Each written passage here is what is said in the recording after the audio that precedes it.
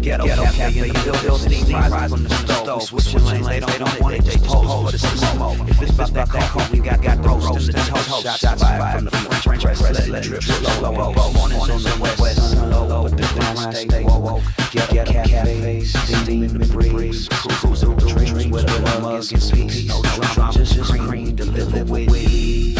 On the coast where the light never leaves.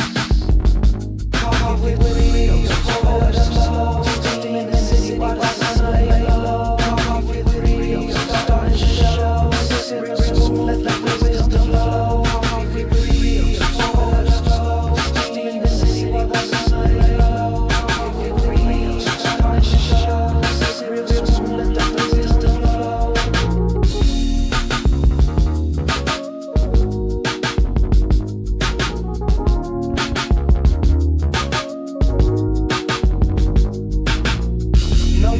Just cream delivered with ease. On the coast where the light never leaves. Coffee with Rios, pour it up slow. Steam in the city while the sun lay low. Coffee with Rios, starting to show. Sip real smooth, let the wisdom flow. Coffee with Rios, pour it up slow. Steam in the city while the sun lay low. Coffee with Rios, starting to show. Sip real smooth, let the wisdom flow. Coffee with Rios, pour it up slow. Steam in the city while the sun lay low. Coffee with Rios, starting to show. Sip real smooth, let the wisdom flow.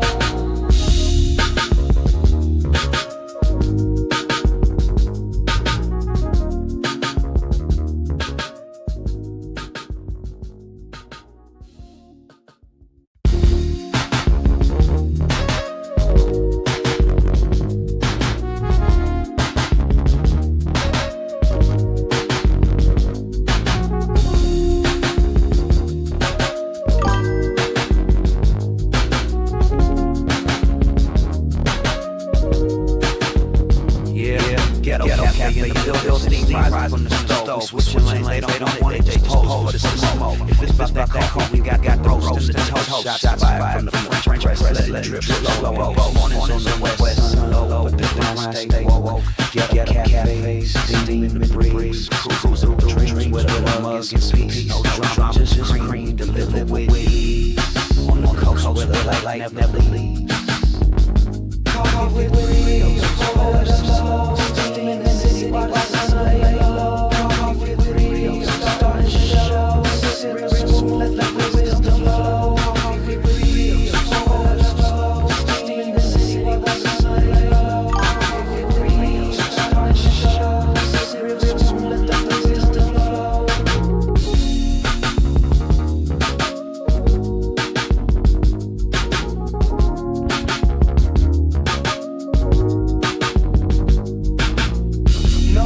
Just cream delivered with ease. On the coast where the light never leaves. Coffee with Rios, pour it up slow. Steam in the city while the sun lay low. Coffee with Rios, starting to show. Sip real smooth, let the wisdom flow. Coffee with Rios, pour it up slow. Steam in the city while the sun lay low. Coffee with Rios, starting to show. Sip real smooth, let the wisdom flow. Coffee with Rios, pour it up slow. Steam in the city while the sun lay low. Coffee with Rios, starting to show. Sip real smooth, let the wisdom flow.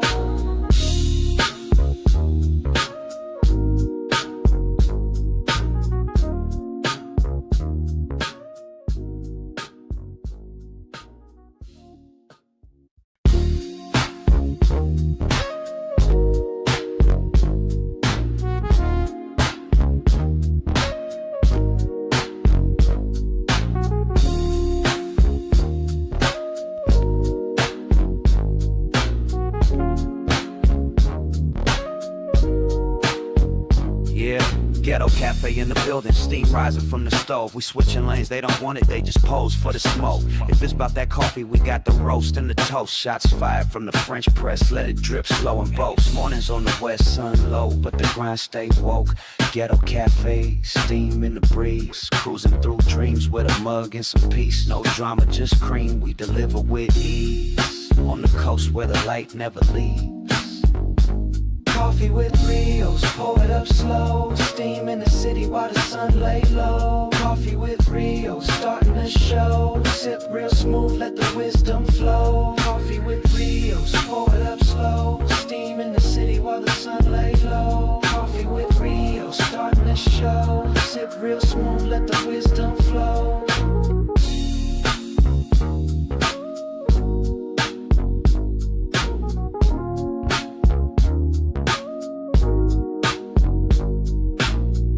No drama, just cream, we deliver with ease. On the coast where the light never leaves. Coffee with Rios, pour it up slow. Steam in the city while the sun lay low. Coffee with Rios, starting the show. Sip real smooth, let the wisdom flow.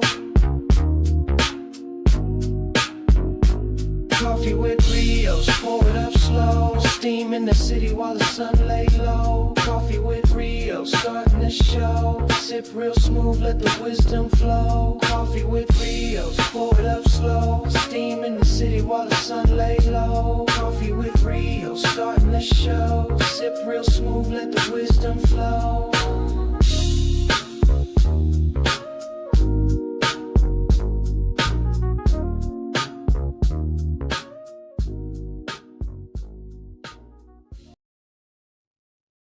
What's good, Ghetto Cafe? What is happening? Hopefully everything is good. Uncle Rios ain't got no technical issues. We were double echoing.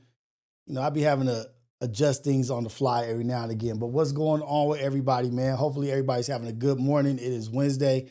It is hump day. Get your hump on, man, and just keep on trucking. Get your hump on and keep on trucking. You got to do what you got to do, man.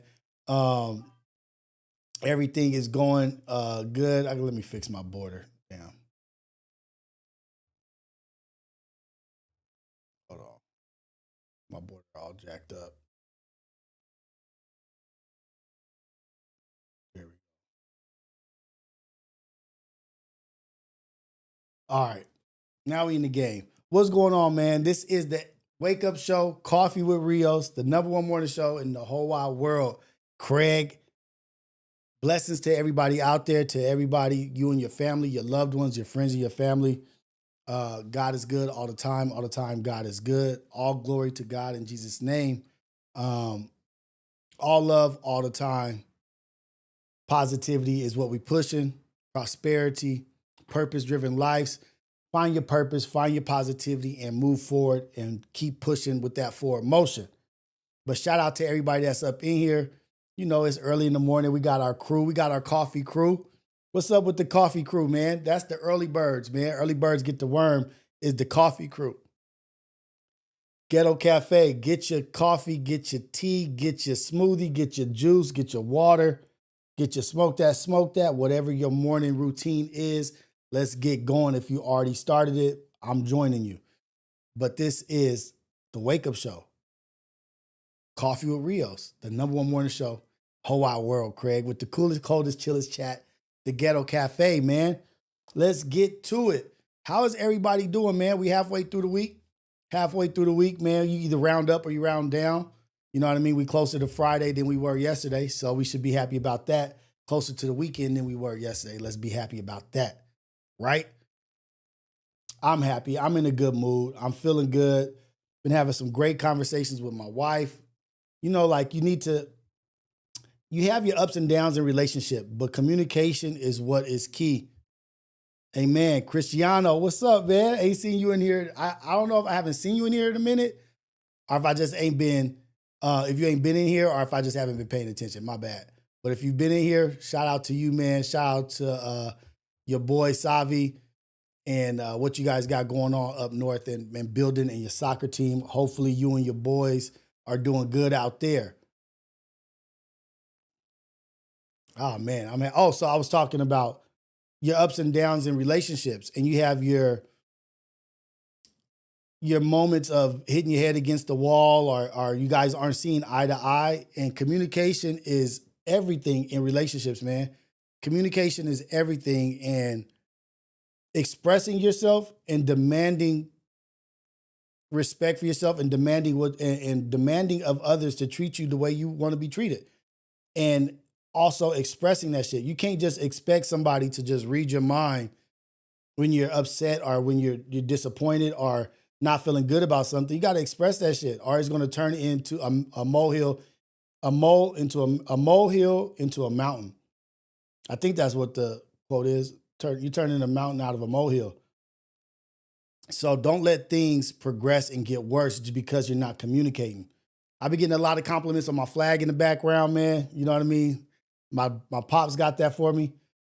Shout out to Billy, my daddy.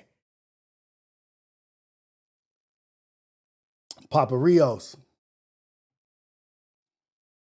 But communication is key in everything, y'all. Communication is key in everything. But this morning's message, before we get into this morning's news, which we got some sad news, some more crazy stuff happening. But before we get into that, let's get into the title of this live this morning is maximizing your opportunity with maximum effort. When you get the opportunity to do something, you need to maximize that opportunity with maximum effort. You may not be the best. And this is something that I told Xander, I tell my kids all the time. I don't need you to win. I don't need you to win the competition. I don't need you to win the race. For me to be happy, for me to be satisfied, I need to see that your output was maximum effort. As long as I see and I know that you're giving your best effort and giving your most, what more can I ask of you? I can't ask any more of you than to give all you got in something that you're competing in or something that you're a part of. Be it homework, be it a project, a school project, a group project, whatever it is. As long as you're giving it max effort, I'm happy and I'm proud because you're going to get the best results from that effort. You want the best results? Give it maximum effort. Put your all into it. Focus and put everything you got into it, and you will succeed. And that on a consistent basis, mix that with consistency, you can't be beat. You cannot be beat. You're going to continue to grow and get better in life. And so that's just what I want to kind of harp on is maximizing your opportunities with maximum effort and not have sow and seed. Like, you know what I mean? Like if you have, like, let me just say what my dad used to say, don't half-ass do nothing. Don't half-ass do shit. Don't be a half-ass person where you're putting in half effort and you just lackadaisical with what you're putting it in. You never know who's watching, who's paying attention, or who's being inspired or who's being motivated by your energy that you're putting into something. It's always a benefit to putting in maximum effort. Somebody seen like, dang, I seen that dude grinding. Nah, he didn't just get to the top just because somebody handed it to him. I saw him grind his way to the top. It could just be somebody getting an example and an image and getting to see you accomplish some shit through sweat equity and hard work. It's key. It's called the law of effort. Like it's the law of effort. The results you achieve are always in direct proportion to the effort you consistently apply. Do y'all get that? Like the results that you achieve comes proportionate to the effort you consistently apply. The effort you apply results to what you achieve. If you put in a half-ass effort, you're going to achieve a half-ass reward. Your output, your input, your output, they have to match. And we can't expect something else when it doesn't. And then be like, oh, I don't understand why I didn't get this or why I wasn't able to garner this attention or garner this promotion at work or move along in this relationship. I don't know why this relationship failed. I don't know why I got a divorce. I don't know why we're unhappy or on the brink of breaking up. I don't know why is my chat's not working? That's weird. My chat box is not. There we go. Okay. As a father, why am I not getting, why don't I have a good relationship with my children? Why do I feel like we don't have a good relationship? We're not communicating. Are you putting in the effort to have that good relationship? Why is me and my father? Why is me and my relationship with the Lord? Or why is this? Are you putting in that effort before you start asking This ain't fair. I don't deserve this. This is not justice. How can you justify this? Before you even go to any other question, put up the mirror and say, am I putting in max effort? Am I putting in 100% to receive what I'm expecting? I'm telling you, shit will change. No effort, what do you get? If you put in no effort, what do you get? Nothing. So you don't think that it's not like a numbers game? Like if I put in no effort, I get 0. If I put in 1% effort, I get 1. If I put in 50% effort, I get 50. That's why I be so like with my daughter, right? My daughter is just like, not to get personal, not to put her business out there, but she's just so damn smart, right? Like she's so smart and she's so gifted, athletically gifted. She's good at soccer. She's good at whatever she does. And sometimes I feel like she doesn't put in maximum effort because things come to her so easy. And she's just like breezing through school, homework. My nephew also, Jagger, like he just breezes through shit. But he asks for more. And with my daughter, I'm like, damn, just imagine if you put in the extra 10%. Just imagine the results you would get if you put in the extra 10%. Because for me, school was a struggle. For my wife, she did good. They got their brains from my wife, from their mom. They got their hustle and they comedic relief and they good looks for me, of course, you know what I mean? But they got their brains and organization skills from their mom. And I'm like, why? Look, if you just put a little bit of effort, she just be like content with being good.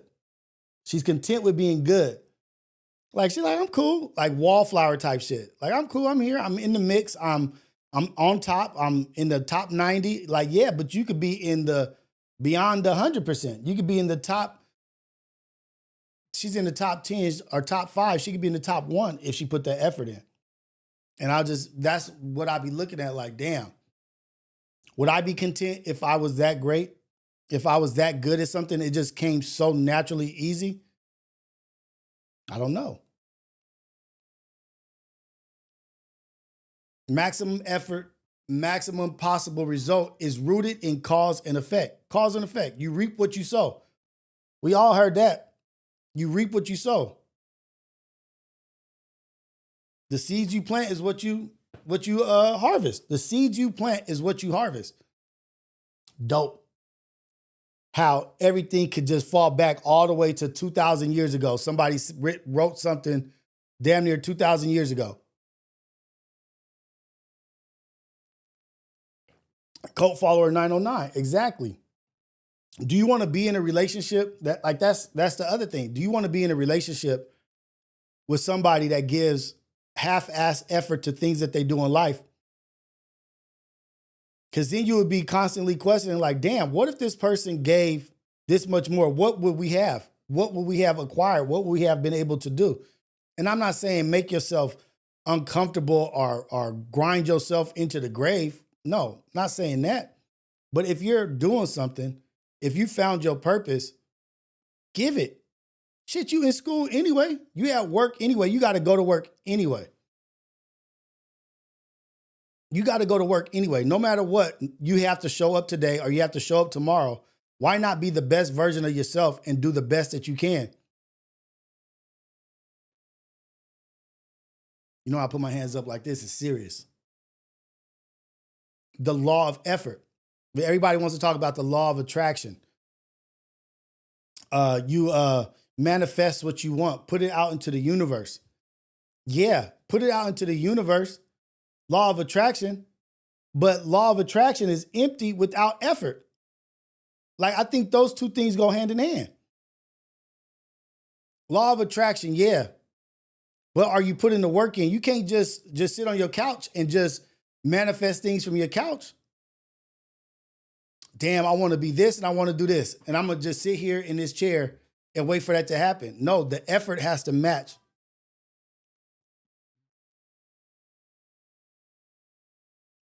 The Sizzle Show, Sunshine said, I put in 200% 7 days a week, 17 hours a day. I'll sleep when I'm dead. The Sizzle Show.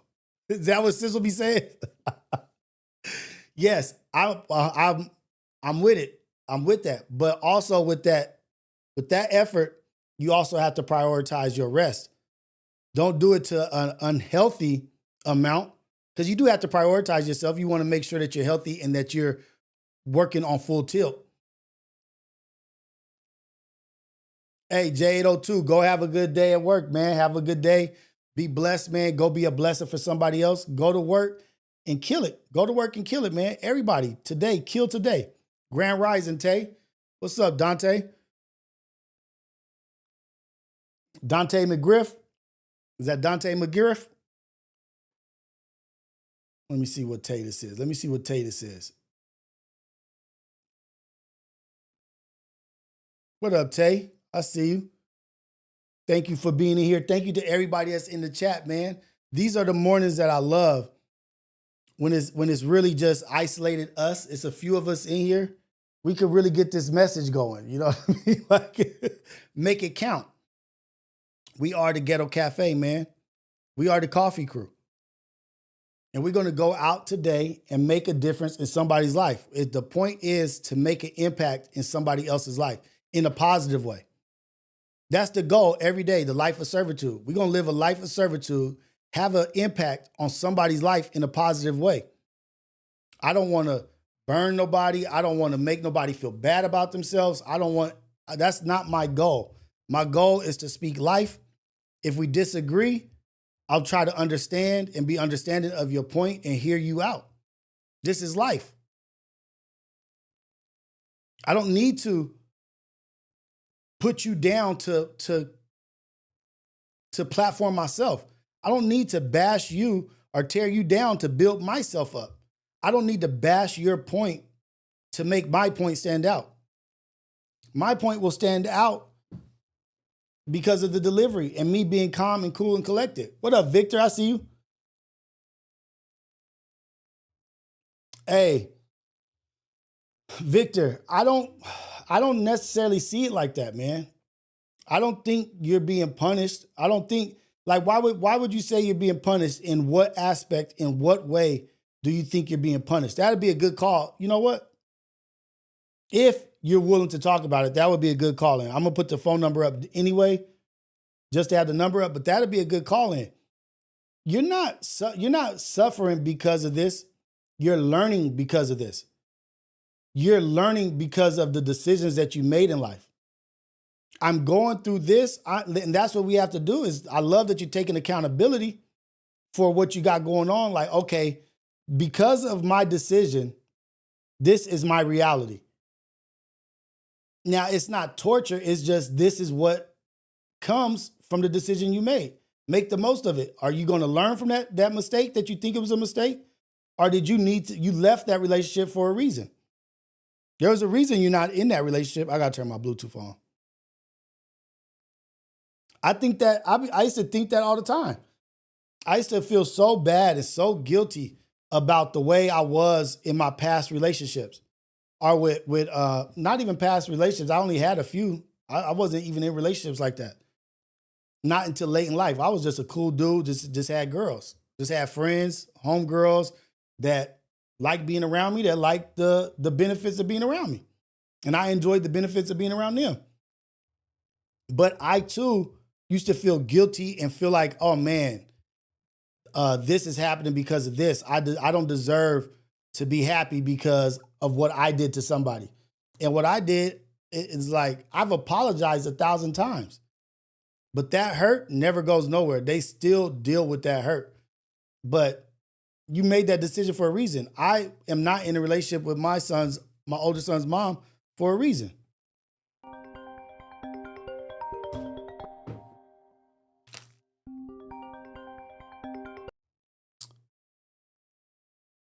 This is the Wake Up Show, Coffee with Rios, the #1 morning show in the whole wide world. Craig, caller, where you calling from and what's your name? From Texas, Victor. What's going on, Rios? What's up, Victor? What's happening with you, man? Thank you for calling in and thank you for sharing that with us. That is something personal and I appreciate you talking about it. But what makes you say that you think you're being, you said tortured, or what did you say?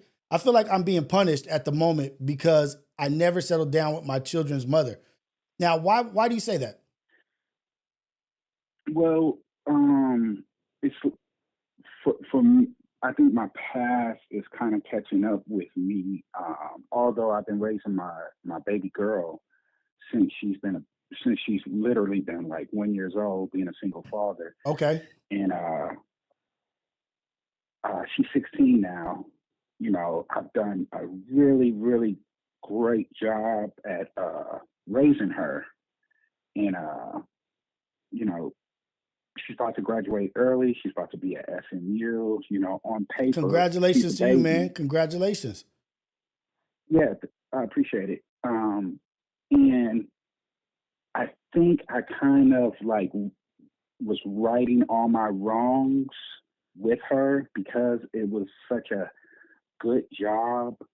And I've had a relationship. I have a relationship with my other three kids keep in mind there's 4 different women. Okay.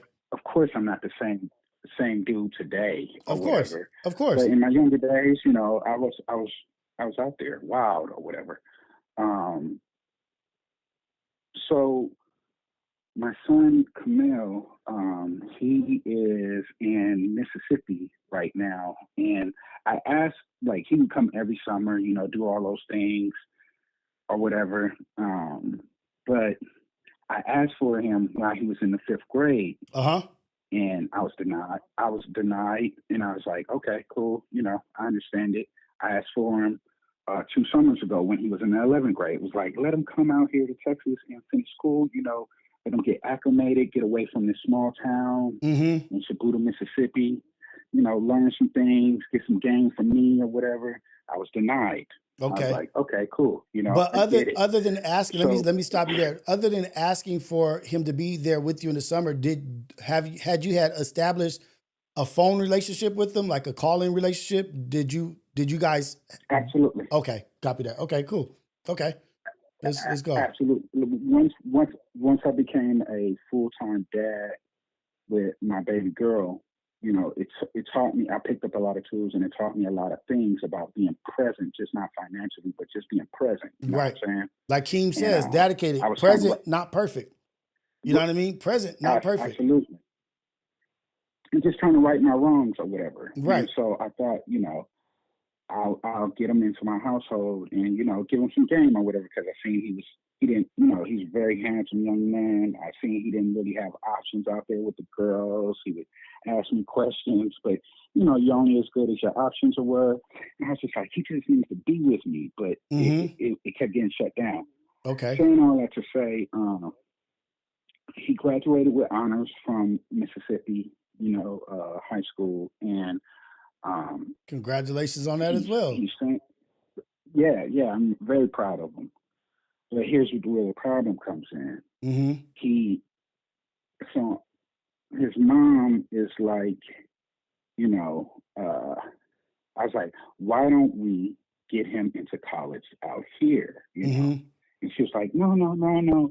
He has a program he wants to do underwater welding, Oh, and a program in that is Tennessee. so vicious. And I wanted to get into underwater welding so bad, but it just didn't work. I was scared. It's a dangerous, I was like, it's a what? dangerous Yeah, industry, of course.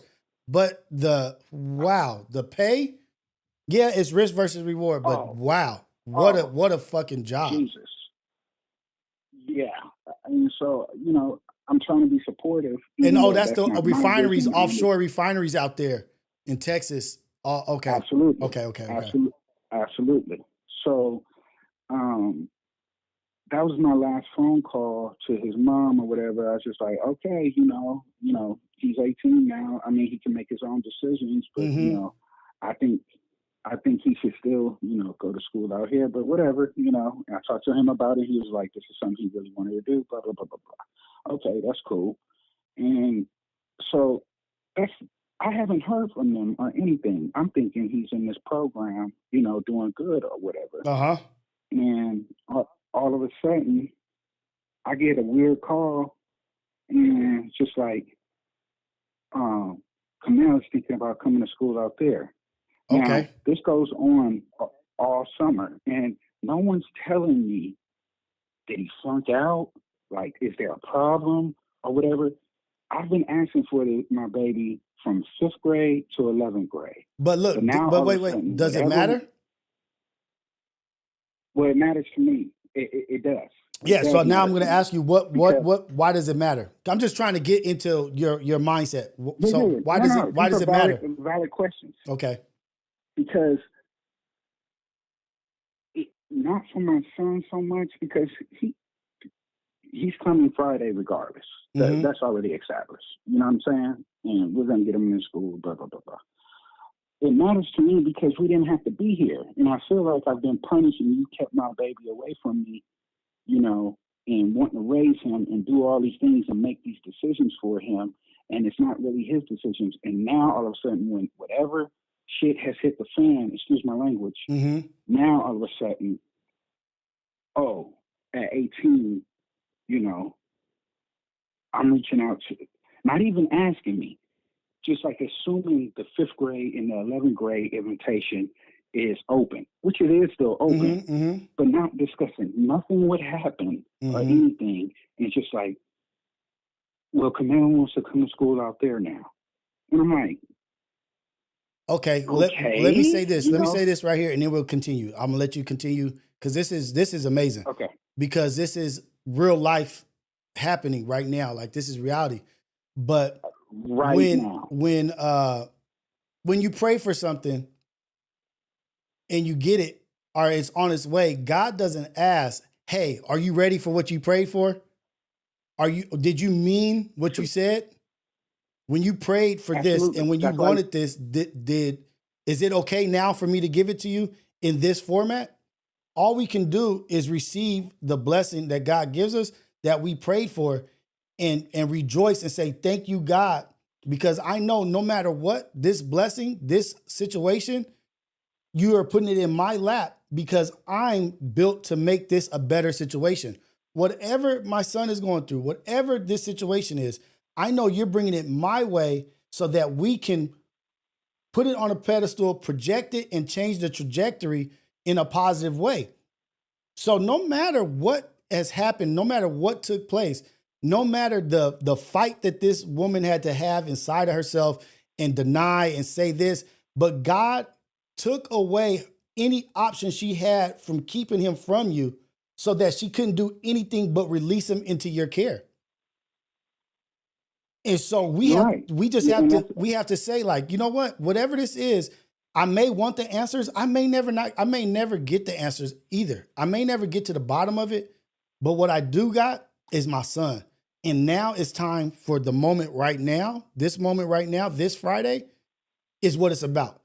And building from Friday, not thinking about what took place or the transgressions of the past. Oh, well, this didn't happen. This didn't happen. Now it's like, oh shit, you here. This is what I wanted. This is exactly what I prayed for. It may not have came on my timing because ain't nothing better than God's timing. right.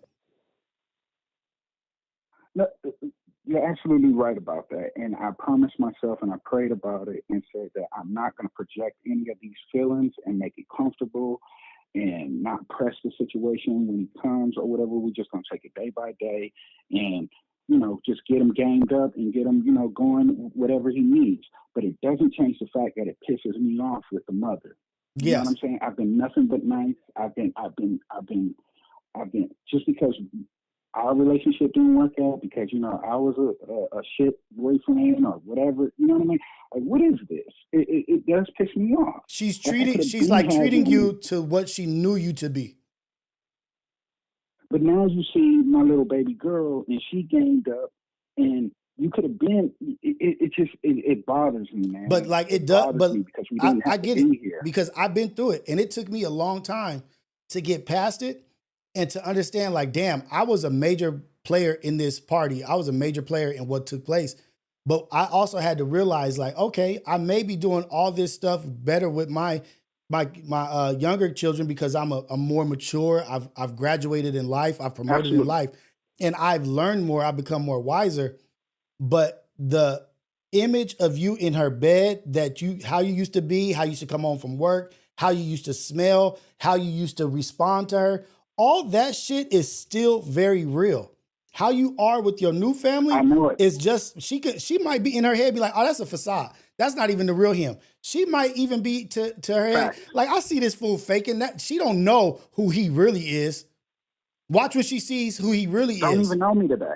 You know what I mean? Like, but Don't even know me today. and that's what they will see, and that's what they will think is like, okay, I know the real him. No, you knew the old me. You knew the young me, the immature me. Facts. You don't know the new me. You think the old me is the real me. No, you just knew me 5 years ago. You knew me 10 years ago.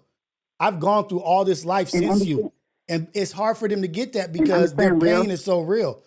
And they don't want it to be real because Rios. they like, damn, if this is real, I missed out on such a great opportunity. If they admit to you being who you are right now, it's a reality check of them like, fuck, that was mine at one point in time. Here's the cold thing is I kept like, I hear like, you know, old, you know, most of my friends are gone right now or whatever, but like I listen to people throughout my life having so many problems with just one baby mother, you know, and having all these, you know, just horror stories. Mm-hmm. I have 4 different baby mothers, and I can say that I have great relationships with all of them. I understand that I've been blessed. Well, God is The one good. thing that's been That is a the great one thing that's been because that is true, a difficult situation. You know what I mean? Like, very difficult, and mhm. I managed it on purpose. You know what I'm saying? I didn't sleep with them again. You know, I did everything right in my head. But here we are. That's why I say I'm being punished. Like, not punished that my baby is coming with me. That's not the punishment. The Mhm. punishment is like all of a sudden you want to lean on me, like she wants to, like she's dictating. I hate that she's trying to dictate things when it could have been, you know, me stepping in and helping out when you knew things were difficult every Mhm. time that I reached out to you. Right. But here we are now, you know what I'm saying? And I'm not getting no answers. And I'm not asking for answers because that's my baby and I'm going to take care of him and we're going to get through it. But it just pisses me off. You know what I mean? Mhm. And But I'm not going to project that on him. no, you can't. That would be a major mistake to project that on him. What you feel towards her, you have to let that go. You almost have to let go the like forgive, forgive, but don't forget type shit, right? Like you have to move on Yeah. from how you feel about her, because guess what? The the real estate that takes up in your mind, the effort and energy that takes up It's in your not mind healthy. to be Yeah. pissed off at her is your energy and your vibrations being misused. Now you're also Absolutely. letting her affect your thought process. Because I don't care who we are, how strong we are, how we feel flows over into other things. And you have to Facts. release her of that shit because she don't have no power over you. She don't even have no power over what's going on with her son. This is all God's doing. Facts. This is all God's Yeah. doing. She may Yeah. think that she made this decision. No, you didn't. No, you didn't. Yeah. This I'm is what allowing it. I'm allowing it I'm for allowing God. this to Yeah. happen. I I'm allowing definitely, this to yeah. God. Let go and let God. And this is what I pray for at the bottom, at the end of the day. The bottom line is my baby's here, and where he is now is just where he's starting. This is the beginning. And I'm gonna help him build up to whatever he needs, if it's just a conversation, if it's just listen to him, if it's just, all right, let's figure this out. What's going on? How do you feel? What's this? And we're going to move forward together, son. I understand. I love you. Nothing you're going to do is going to make me Facts. not love you. And not projecting that shit. Don't even think about projecting it because you're just about to release that anger. Release that anger because it serves nobody. Yeah. It serves nobody. I think the punishment part is more for myself and my decision makings when I was young, having, you know, these babies with different women and my poor decision making. And I'm like, this is payback this is karma for me. You know what I mean? Like that's how I feel. Like I'm being punished. You know, it's not so much the woman, God bless her, because I like her. I love Tequila. Like God bless her and I wish her the best in life. But like I said, we don't have a bad relationship at all. Mm-hmm. But I feel like the punishment is actually coming from my karma, you know, of yesteryear. I'm still And trying to deal with the punishment is of you feeling like you didn't get your just due with information and keeping you aware and abreast to the situation. help me be a part of this. This is what I was asking for. You didn't give me what I wanted. And so the punishment is that Right. this is okay. The punishment is that I should have been in his life from the start Mm-hmm. and like full time, Mm-hmm. you know, and having a solid foundation with this one woman or whatever that is. I feel like my, you know, Papa was a Rolling Stone attitude back in the day has come back to haunt me, even though I'm not that person. Mm-hmm. Because we wouldn't be, I feel like he wouldn't be in this position. And I know I'm putting too much on it, but I feel guilty. Like, damn, little Mel didn't have to go through, you know. So it might be He's a little, probably it might scared, probably be, nervous. Victor, it might be a little bit of projecting. You might be projecting a little bit. Yeah. You know what I mean? Like you might Yeah. be having Yeah. some inner guilt, some inner anger towards your decisions and your At account. myself. Mm-hmm. Go ahead. Yeah, at myself. Yeah, that's what it really is. Because it really ain't about his mom at this point. It's really about me. Right. And but the so we're at the point of, man, give yourself grace. You survived the mistakes. You survived the situation. Give yourself grace. None of us are perfect. We all ain't batting 100% or whatever the batting percentage shit is. We all ain't shooting 100%. You got 4 relationships, 4 households that you kind of have to worry about that are all cordial and working. Give yourself grace. You did something right. Somebody was looking out for you, and your son is on his way here. Forgive yourself for who you were. Forgive the younger you. You're not even forgiving the you right now. You're just forgiving the person that doesn't even exist no more. Forgive that shadow. Basically, you're forgiving a shadow. Why would you hold on to regret and pain of someone who doesn't even exist no more? Like, I can't even be mad at that person. I can't even do anything to that person because that person ain't here no more. Move forward. I think it has a lot to do with the identity I built up into this last little one that I'm raising, and I've been quite successful, and I put too much of my identity in being a great father. And now here we are with Mel, and I feel like this is not great. You know what I mean? I think it's looking at the man in the mirror a little bit and being like, and perspective. Also, perspective, outlook. Sometimes we can have the half empty, half full outlook, whichever one you choose. Yeah. But right now, you could be looking at this like, damn, okay, now I get to raise my 18-year-old or my 17-year-old, however old the young man is. And that is also preparation for these youngsters that I got that's going to be coming up on that age. So when they do come up on that age, I'm going to be well-gamed and wise and been through it before they get there. So I'm going to be a better dad for them also when this comes across. Everything is a way to look at it to be like, damn, God is just putting stuff on my plate to get stronger and to get better for my babies. And this young man who's coming, that is your baby. He's a baby. And they living in a tumultuous world right now. They living in a world that's very weird, diabolical, smoke screens everywhere, don't know what to believe. Yeah. You know what I mean? Like, and so now he's coming into your life when it's a very vital point in his life, when it's a very vital point in the world. Like, damn, I got you at the most opportune, most important time. I had to have you right now. That's what's good. I had to have you right now. That's a good way to look at it. I appreciate that. Keep killing it, man. Keep doing your thing, man. And more power to you. Prayers over you and your family. Prayers over you and your babies.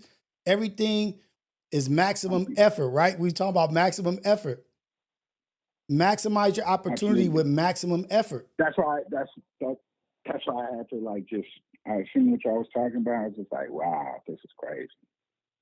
Hey man, life is crazy. Life is good. God is good all the time. And we just having real conversations, going through life, going through real life situations, what we're going through on the daily. And it's multiple people going through the same thing you're going through. I went through some crazy shit. I had to face myself. I had to look myself in the mirror and say what I was doing wrong. And that's usually what really gets you over the hill, gets you over the hump. Is like, okay, let me just bite the bullet. Let me see if I just bite the bullet, take this. If I take this on, because I'm strong enough to bear it. I'm strong enough to carry this cross. Absolutely. Absolutely. So go ahead, man, and keep doing your thing, brother. I'm praying for you, and I know things are going to turn out great. And I'm so happy for you that your son is going to be there Friday. And however it turns out, Yeah, if that's he's the there thing. Friday late, if he ends up there Saturday, or if he doesn't be there to Monday, just remember, remain calm and be balanced and be positive. That's it. Have a good one, brother. I Appreciate you, appreciate that. Victor. All right, brother. Yeah. And that's just life. That's just life. It's a lot of things that sometimes it could be either reflection, projection, insecurity, pride, ego, fear, anxious, anxiety. It's a multitude of things that it can be, but it's not like it's a million things. Sometimes we just got to do the work that we was talking about yesterday in the Ghetto Cafe when we were talking to the coffee crew about the 5S, the Six Sigma, the systems that manufacturing companies use to get the most productive output out of people. Sometimes we need to do that with ourselves. Damn, why do I feel like this? Like emotional intelligence. Emotional Intelligence 2.0 is such a good book to read. I'm telling y'all, emotional intelligence is such a good, because they tell you about IQ, right? IQ, but there's also EQ, emotional intelligence. And how strong are you there? How aware are you there with your emotions? If we have more emotional intelligence in where we grew up or where we're from, a lot of us wouldn't be in jail. A lot of us wouldn't have the rage, the anger that we have, because we would understand where this rage, where this anger is coming from, and we would be able to focus on the real target and put a plan of attack, a POA in place. Like, okay, this is where I need to focus my energy. This is how we need to group up to go after that so that this doesn't happen to anybody else. What are they attacking in us? What are they? Okay, they see that we want this. Okay, they're trying to separate us from each other. They're trying to divide us from each other. It goes to the whole story of the people in the village that were the poor people of the village or whatever. Let's just say it like this. They're starting uprise. They're starting to uprise against the king and the royal court. And the king asked his advisor, what should I do? Should I just go ahead and just slaughter all the people? And the advisor told him, no, they're going to choose a leader. They're going to choose somebody. Somebody's going to rise up out of the poor, out of the village, out of the peasants or whatever you want to call them. They're going to rise somebody up. They're going to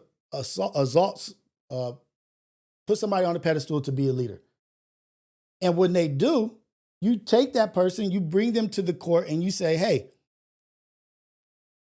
I'm going to give you so much money and I'm going to give you this house on the hill over there where everybody can see your house. But I'm going to give you all this money, all this gold and everything, anything you could have imagined, you can have it. But your house is going to be on the hill right over there. Just so, and offer him that house so that all the people can see that chose him, that he chose money and to live well as an individual over them. But if he denies that, if he says, no, I won't sell my people out, I won't take the money, you know what you do? Cut his head off in front of everybody. In front of all those people that chose him, you cut his head off in front of everybody. You decapitate him in front of everybody. So that their only options in their mind, subconsciously, they're going to be like, oh shit, when we do try to choose somebody to beat the guy up top, to take over, when we do choose a leader, either he takes the money and sells us out, or he gets annihilated right in front of us. And that's how you tear down the spirit of a people. And that's what the advisor told the king. So no matter what, you're going to win. Either he's going to take the money or he's going to sacrifice his life for the people. And you just do that time and time again. Don't y'all see that take place in history with us? Don't y'all see the ones we choose either take the money or they get annihilated right in front of us, character destroyed. everything taken from them. This is a regular happenstance, man. This shit happens all the time, right in front of us. Oh, you getting too proud? At first, you was taking the money, you was sitting on the hill with the house, but now that once I gave you all that, now you're trying to have morals, ethics, and you're trying to choose the people now after I gave you everything. Nah, let me go ahead and show you what we do to people like you. Let me show you what I do to people like you. You took what we gave you, and now you're trying to switch it up on us? Go down the list. Go down the list.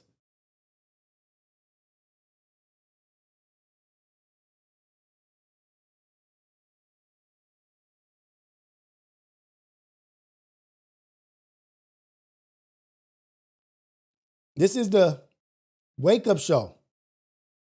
Coffee with Rios. The #1 morning show in the whole wide world, Craig. Ghetto Cafe. The Coffee Crew. The coolest, coldest, chillest chat in the whole wide world, Craig. This is us. And this is what we're doing. But this is what they do. Pay attention to the strategies. We always say, oh, divide and conquer. Divide and conquer. We always jump to divide and conquer. Yeah, that's a major play in war. Divide and conquer. You separate the strong from the weak, or you separate the leaders from whatever. But this stuff has played out in front of our eyes time and time again. And right now, in history, we're at a time where the ones in control are the ones that have been in control for so long are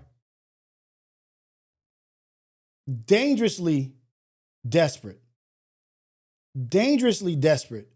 to maintain their grasp on what they think the world or this country should be.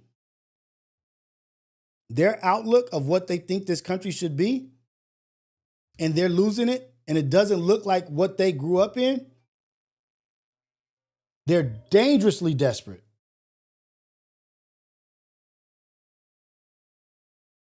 Hold on. Hold on. This is the Wake Up Show, Coffee with Rios, #1 morning show in the whole wide world. Craig, caller, where you calling from and what's your name? Man, I'm calling from Shreveport, Louisiana. Let's go. New Orleans, no, Shreveport in the building. Let's go. Louisiana in the building. What's happening? What's going down, brother? How you doing? Yeah, talk. Man, I'm doing good, man. Man, I just tuned in on your podcast. You was hitting on something that I was really talking about a couple of days ago. Okay. I was like, man, I got to call in. I've been wanting to call in, but about what you were saying, intelligence. Yeah, like, man, yeah. You hitting right on the head with that shit, man. Like, as far as especially us for black man, I mean, everybody need it in general. But black man and the shit that we go through, and you know how we come up depending on where you grow up and shit like that. Like, that shit is important. And once you grasp the concept of it, just cut off the fat off so much other shit. Right. You know what I'm saying? Like, it just makes shit so much easier for you, man. But and the look, and then let me add a little bit on to that too, because something just came to my mind is that what makes it so much easier is you understanding your emotions is that they can't play the game that they play with you to get the reaction out of you, to hold you accountable to your actions that they wanted you to do. Like, so now they're lost. Sure. Like, damn, oh shit, I can't trigger him. I can't get him to react the way I want him to. Oh, this dude, he's actually dangerous. Emotionally intelligent black man is actually a very dangerous man to them. You know what I mean? They feel that's very dangerous because you are in control and you are a true leader. And they, like, if we awaken in that sense, it's like, oh shit, we got these emotionally intelligent cats out here that ain't triggered by little things. But guess what? The opposition, they know our emotions better than we do. They know how to poke and prod and get us to react the way they want us to. We don't know our emotional intelligence very well. They know it more than us. Just like the devil knows the Bible better than you. You know what I mean? So Right. You are at a Right. disadvantage if you don't have any understanding of why and what and where this feeling came from. Why do I feel like this? What is causing this? And coming to grasp with your insecurities. Like, yeah, guess what? We all have insecurities. Guess what? We all do have fears, and it's okay. But we have to come to grasp with all that shit so that we can move forward in life. But go ahead, brother. I didn't mean to cut you off like that, Yeah, but you can't be scared. Nah, you good. Nah, I'm gonna pick up right where you left off. You can't be scared to tackle them insecurities, dog. right. You know, I think a lot of us, we run from them. You know, a lot of things go back to, you know, your childhood and, you know, teenage years. And some things didn't come about in your adult years.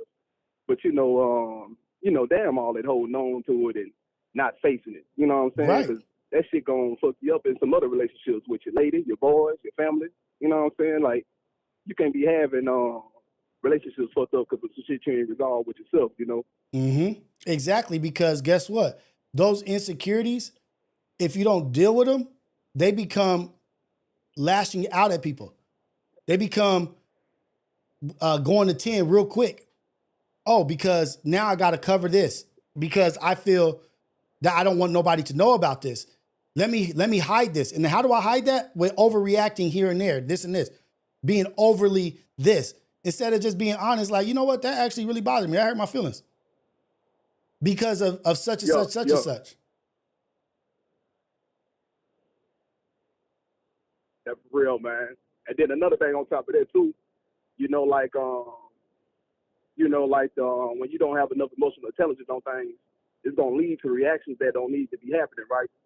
So like some things you gotta think about of like at a certain situation, like you might get into it with somebody, whatever like that. Now it might start it off with some words, or it might not be a simple look or some shit like that, right? And next thing you know, you got two cats fighting. Now you gotta think about it. The cause of whatever happened, did it really weigh up to this? Like Right. say for instance, if you're going through some road rage or whatever like that. Mm-hmm. Now both y'all in the car now. Ain't nobody hit nobody. Right. But you got two people that so goddamn mad. They got the car beating on each other. You know, we heard about certain situations, people got killed in that situation. Right. So you really got to take a look back and be like, damn, like me sitting like, hopefully, you know, if you get looking up, just to say you got both y'all got cut up and y'all went to jail. Now you sitting in jail and now you sitting here thinking like, damn, like I'm up in this motherfucker because this nigga up in the damn Toyota cut me off. Right. You know what I'm saying? Like, right. You got to think about, like, we got to think about shit like that, man. Like, the things that be happening don't weigh up to the result. You feel me? And right. I think if a lot of cats just sit back and look at stuff like that, that can calm a lot of things down and be like, man, this shit ain't even equaling enough to how mad I am. Like, let me relax. Let me relax. Let me relax. Let me relax, dog. Because guess what? We need to write down and really establish in our life what we value. And freedom should be number one. Our freedom should be our number one value. Because once they take away your freedom, they take away everything. They take away your whole, they don't take away your spiritual freedom, but they take away your way to operate in this world. Okay, come out as a felon, come out as this, come out as that, or whatever. Now you have to check in here, check in this place, or you can't go here. Now you're controlled in a system that they keep you in a box.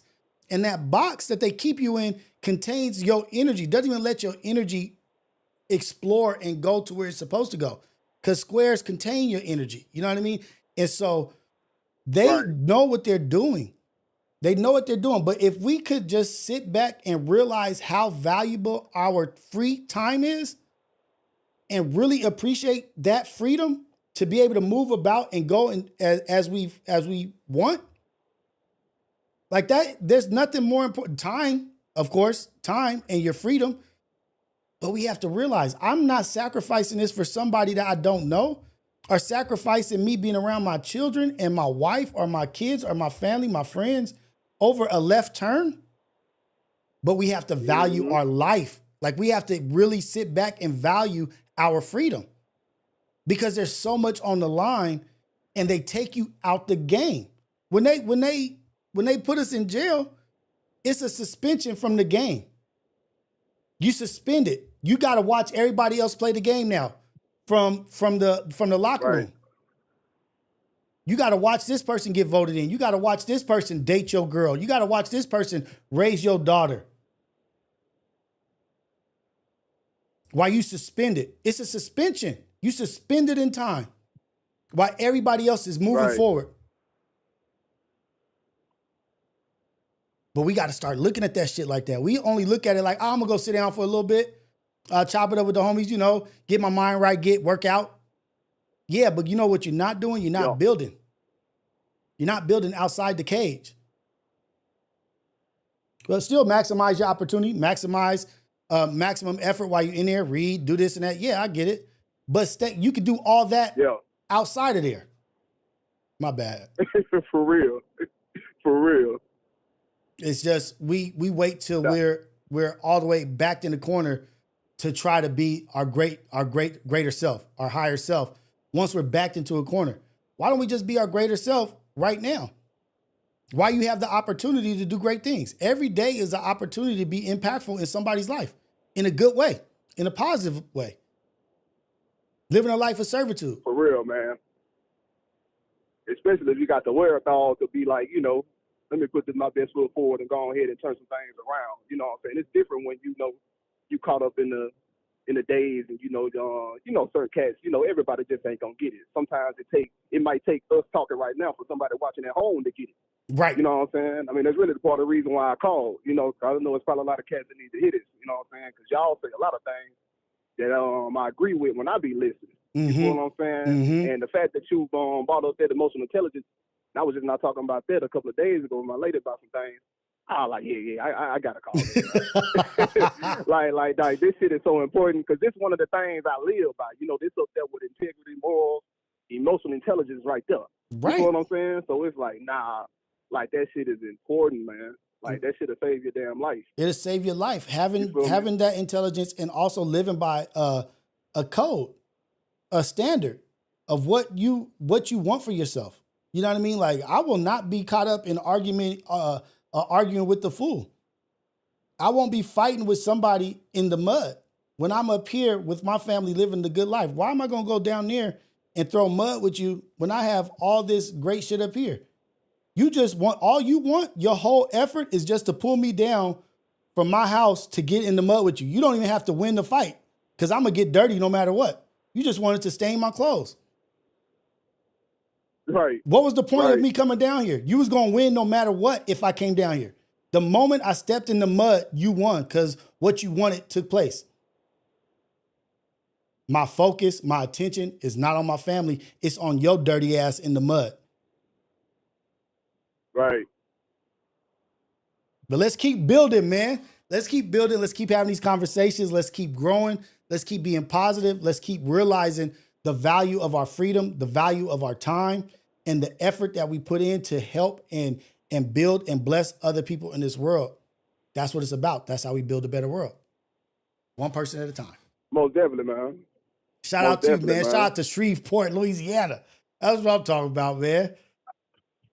I so appreciate you, man. I ain't gonna take up too much of your time. Like I said, I just wanted to call in to say that, man. I had to call and say that, man. I appreciate you, man. Emotional Intelligence 2.0 is a great book. Everybody go out and get it, read it, audible it, look it up on YouTube, whatever you got to do. And you all already know I talk about The Power of Now like crazy. The Power of Now is an amazing book as well. But Emotional Intelligence 2.0, Power of Now. You got Power of Now? Power of Now, yeah. I got it. Yeah, I got that at the crib. Eckhart Tolle is a cold dude. He's a cold dude. He breaks things down into a simple form. Oh, hey, man. Come on, man. For real. Hey. For real. It's so dope. You know what I mean? And those two books right there, they're not everything you need, but those are two great books to put you in a good place and to put you at a good foundation. You know what I mean? Like, okay, let me get rid of these distractions and really concentrate on myself, build myself out, understand myself before I try to start judging or attacking or this and that, making opinionated decisions about this person. Let me start being opinionated about myself. What do I need to fix here? What do I need to fix in the moment? Why am I not happy right now? Because guess what? You got 1,000 things that nobody else has right now. You got 1,000 things that people are dying to have. Look at that mirror, man. Woo-wee. You can't be scared to look at that mirror, man. You can't. You cannot. And once you figure out what's going on with yourself, and then you start cracking down on the shit about yourself, man, you feel better about, man, you be feeling like you just be so relieved. You be so relieved on fixing yourself. It's like, damn, like Right. you know what I'm saying? You don't even believe how feel you good after that shit. Exactly.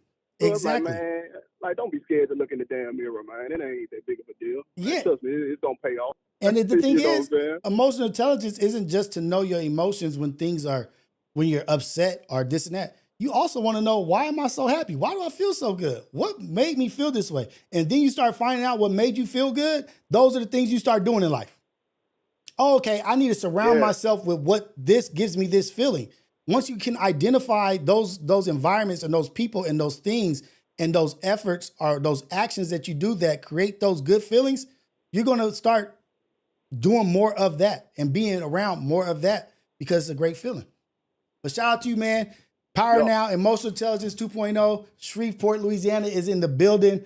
All across the United States, man. Yes, this is the Wake Up Show, Coffee with Rios, #1 morning show in the whole wide world. Craig, thank you, brother. Have a good one. Blessings to you and your family. Same to you, brother. Okay. Let me see how to answer this. This is the AM Wake Up Show. No, this is the Wake Up Show, Coffee with Rios, #1 morning show in the whole wide world. Craig, caller, where you calling from? What's your name? West LA, Alex DeLarge. What's up, Alex? What's going on, man? What's up, Rios? What's going on, man? What's going down? What's going on, SA? I'm actually in What's a good going on, mood. Carnal? I'm actually in a. What's up, fool? What's up, Fulio? What's up, man? I'm actually in a good mood, man. I'm actually in a good mood. Well, I'm very happy for you. Loving I'm all happy this for you. Why you interrupt me, man? I'm very happy for you. I'm happy you're in a good mood. No, man, positive. I'm thinking positive. I'm loving this conversation. At the same time, you know, my other side of the brain is kind of like, you know, how do I find myself without really being in touch with any type of spirituality? You get what I'm saying? Like, oh, and then I also was thinking about how does your girl's in the psychology industry, or right? She practices it. Okay. Does she see what does she see the relationship between spirituality and psychology, or faith and psychology? You know what I mean? Because from what I've heard and seen and witnessed, is psychology is, you know, the practices of the brain works and thoughts and all that. How does that work with religion? So pretty much is it a pro? Is it a con? What are the pros and cons? You know, does she say, you know, because a lot of people just rely on their faith when it comes to mental health. And if it works, it works. You get what I'm saying? To me, that's unhealthy. You know what I mean? Because that means that if you just you're solely relying on just the book and not the works. You know what I mean? You just focused on the word and not the works. Because guess what? You have to have conversations. You have to talk to people. You have to see like, you cannot just be isolated to yourself and not be, well, if you are isolated to yourself and you're not talking to nobody, then what's wrong with you is you. Because can't nobody else mess you up. You mess your own self up. But I would say is that it's the works in life. Like, just because we have religion or we have spirituality or whatever people are, whatever they identify, whatever their ideology is still a point where there's a humanity factor. Thoughts and actions. In everything. Thoughts and actions. Humanity falls. We're all human. There's humanity. We all have an urge to reproduce. We all have an urge to eat. We all have an urge to drink water. Like, there's things that happen in life that some people need to talk about it. So everybody's not the exact same. You know what I mean? I'm not gonna lie. Mm-hmm. I'm not gonna lie. A lot of people need love, man. A lot of people need, you know, that human interaction. Like, honestly, I'm probably having a better day because somebody's coming over later on. You know what I mean? Like, and you know what I mean? Like, you know, so it's like, damn, I'm excited about that. It seems like some people, yeah, you're right. If you're alone and you're alone forever, man, that shit's fucking, but it's at the same, you know, I have a friend of mine that's in recovery that he follows Buddhist practices. Yeah. And to them, it's like isolation is the key. You know what I mean? Suffering is part of life. You know, joy is part of life. Embracing suffering is part of life. Right. So it's like, damn, it's kind of crazy. Embracing loneliness, embracing almost, you know, it's being self-aware, being literally isolate yourself, and you don't need anybody else. It's crazy. I would say that, you know, like I get that. I would say don't give anybody the power over your happiness. You know what I mean? Like, you don't want to give anybody control over your joy and your happiness. That means you're giving them too much power over yourself. But I will also, on the other hand, say we are not meant to isolate away from people. We're not meant to not be helping, taking care. Like, we're built to be in a community. We're built to be a village. Like, we're born to parents. And we have brothers and sisters. You know, like it's a community, it's a village. Negative and positive. Male and female. Greed, jealousy, envy, all that shit is real. But I would say you need to talk to people. You have to have conversations with people, and not even just on the psychology or the therapeutic action of it, but there's therapy within conversations with your family. There's therapy within conversation with your friends. So what did she say? I've never asked her that. So what did she say? She says... I have to ask her that. Like, that was not a question I've ever asked her. But she balances it very well because she's very successful in one department and very successful in the other department. And so she balances it effortlessly. Right. Words, I mean, it goes down to words and actions. When they contradict them, the two, like, you know, it's like when somebody's, you know, if they want to keep it spiritual, want to keep it real natural, all that, but then, you know, you get some type of illness, you have to take that modern medication.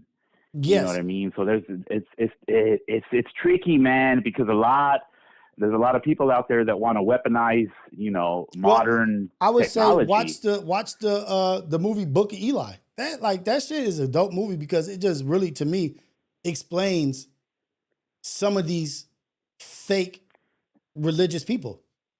Like, they don't even care about the religion or the whatever they're talking about. They just like the power and the control of people that they can use this good book or this thing or this thing.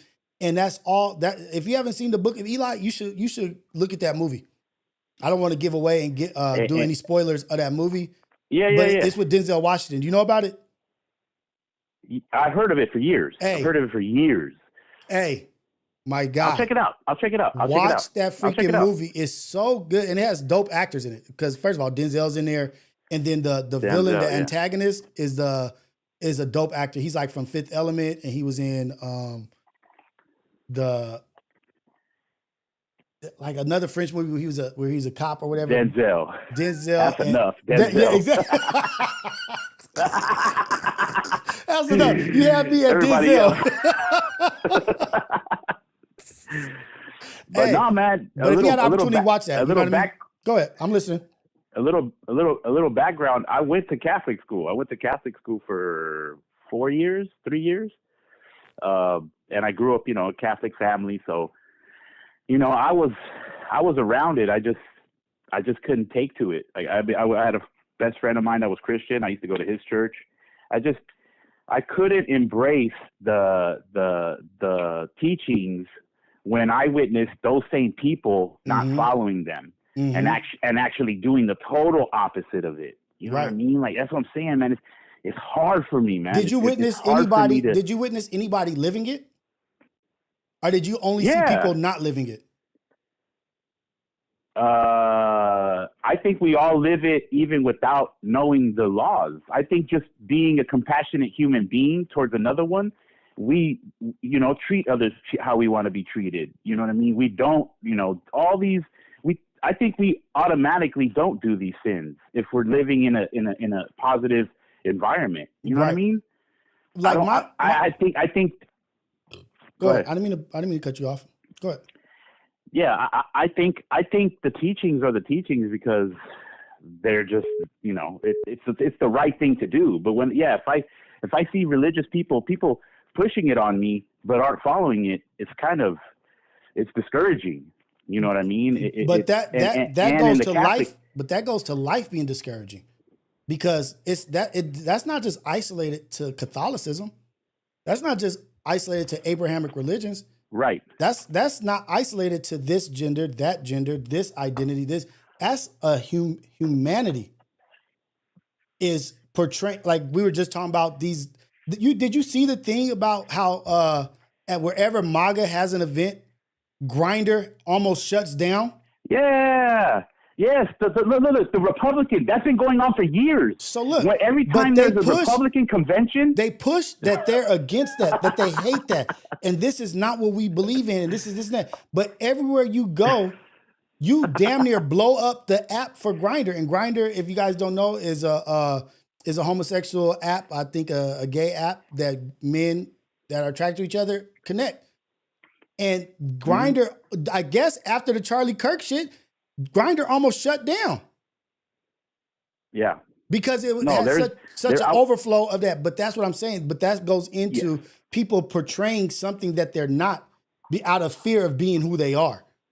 Like, dude, everybody's imperfect. Nobody's perfect. Why do you have to try to project like you're this thing when you're not? Perfect. It's okay to make mistakes and to survive your mistakes. That's what makes it even better is when we understand. That's what I'm saying. Yeah. That's what I'm saying, Rios, cuh. Like, how am I supposed to follow people? You're not. You're not supposed to follow people. Hey, I might pull up on you Saturday, but I doubt you're going to be there. We're going to be there. We have to be there. I have to I have the podcast equipment and all that. What do you mean? You doubt I'm going to be there? Like, what the hell?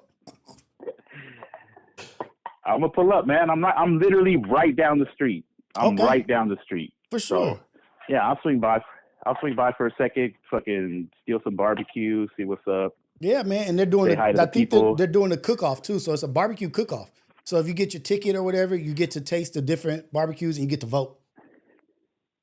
I did a little community reach out thing one time. It was because up there's a lot of oil rigs. Yeah. So that used to be like Baldwin Hills. There's a bunch of oil pumps all over the place. So and they try to keep it as like eco-friendly. You know, there was like a dam right there that washed through down that hill and like flooded that whole area, like in the 1920s. Yeah, because of the construction, all this and that. So I was up there doing some things for the kids where they were learning about like, you know, the environment and that type of stuff. I love that area, man. I love that's Black Beverly Hills, man. That's been around for years. You know what I mean? That scenic overlook and all that stuff, the Culver City Stair, like it's all connected. It's bomb. It's amazing. You know what I mean? We'll be there though. Yeah. This Saturday, and we'll be at Spa Stars MMA fights Saturday night. So shout out to you, man. You know what I mean? I'm happy for you. I'm glad you're in a good mood. I'm glad that your person is coming through tonight and that goes well for you. You know what I mean? Blessings to you, man. Have a good one. For sure. All right, Rios, cuz. Shout out to chat. All right, SA. Peace. My Cardinal Alex, my fool. What's up, fool? The higher the socks, the downer the fool. But that I wish he you know what? I got off the phone with him before I could get to that because he said psychology and religion. And I forgot what his first thing was. He said something, then we fell into the thing with my wife, psychology and religion, how she balances that, which is a good question. That's a really good question. But I would say, and I was asking him, like, he said he sees people being fake all the time. And what changed my outlook, really strengthened my outlook and my perspective was when I focused on the people that were doing the work and living in that light and being that way. It made it even more powerful because they stood out like a flashlight amongst the darkness. And it was like, damn, that's the energy I want. That's what I want to emit. That's what I want to emulate. I want to be that light amongst the darkness. I don't focus on the fake ones. I don't focus on the ones that's at the club and come the next day to church and this and that. I don't go to church every day. I'm imperfect. I don't have everything together. I don't got it all together, nowhere near. But when I see people that are living it and doing it, it just is like just a beautiful thing. Like, damn, they have the discernment. They have the patience.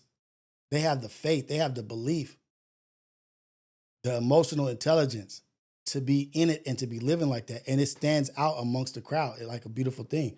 So I like tend to focus on the ones that are living it to make me better, to get inspired and motivated by them instead of being discouraged by those that are fake when we know the world is fake. The whole world is full of people that are fake, but they're not the only ones in the world. Fake people ain't the only ones in the world. But we can't just that's when we say we change our surroundings. If you look up and it's just a bunch of fake people around you, you need to change your surroundings. You need to change where you're spending your time. Be like, oh, you know what? I need to pick myself up out of here and go over here. Where do I see myself thriving? Where do I see positive people? Where do I see people winning, doing positive things? That's where I need to be.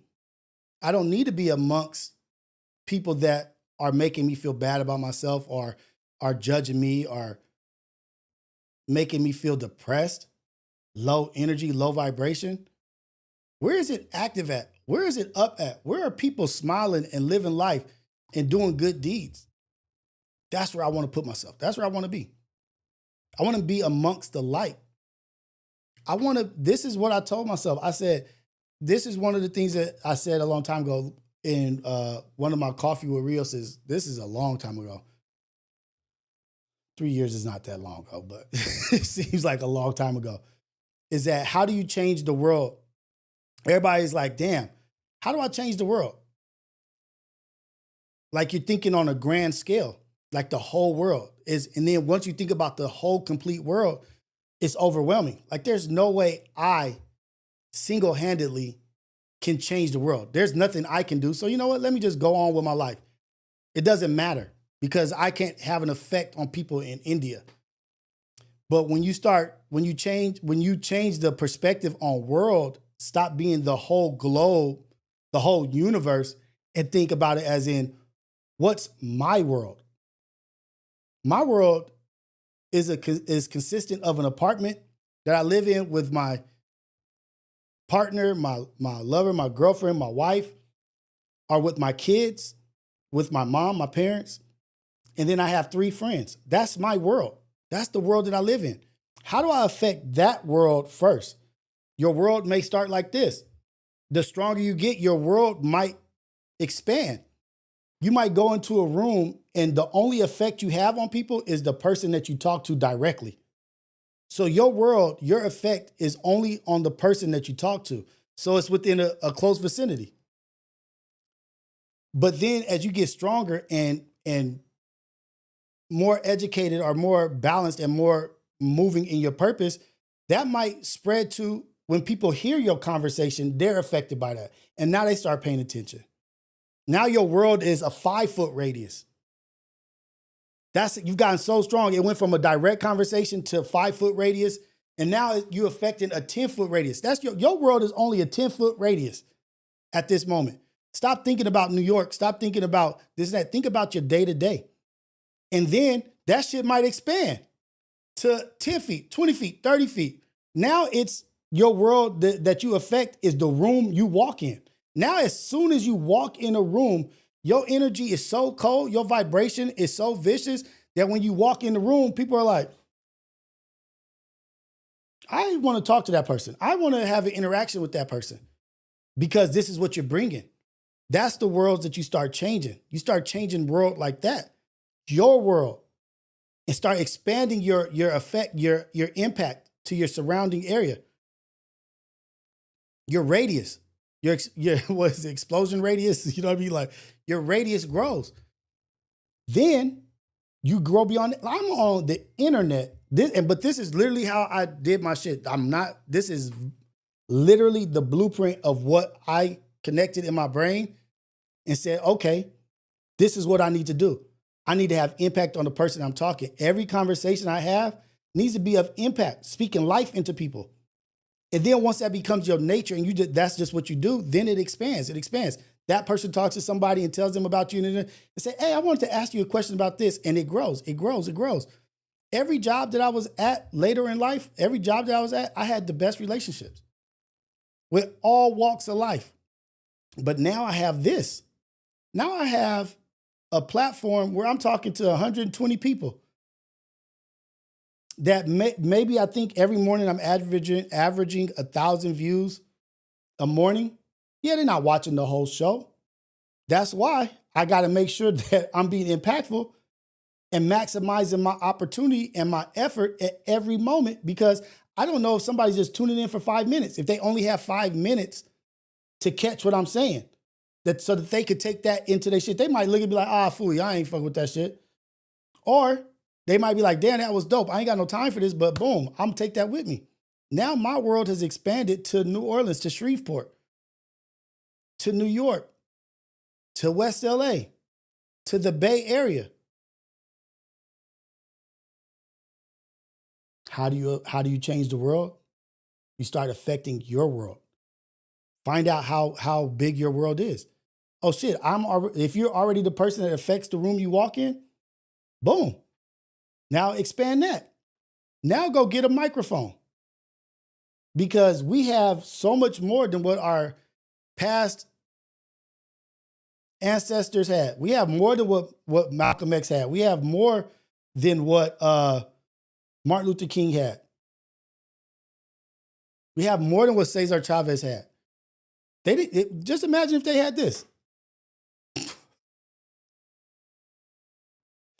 The world, the opposition might not even let them make it to the internet. Well, they didn't let them make it to the internet.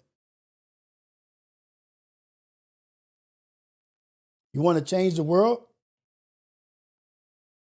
I'm starting with the man in the mirror. Michael Jackson. That's one of my favorite songs. One of my favorite songs. Passing by hungry children in the street, pretending like it doesn't bother me. Who am I to not realize? Woo-wee. If you guys want to hear a cool song and really analyze the lyrics and pay it, Man in the Mirror is one of the most amazing, dopest songs ever made in the history of humanity. Yep, I'm saying that. Top 5 songs of all time. Yeah, I'm damn near, Grandpa. Shit, I'm 44 years old. How else am I supposed to think? How else am I supposed to think? I'm 44. My oldest son is 19, 18. I'm being who I am. What, you want me to act like I'm 22, 23, 24? That's not me. I got to be who I am. I got to be who I am. I got to live my life.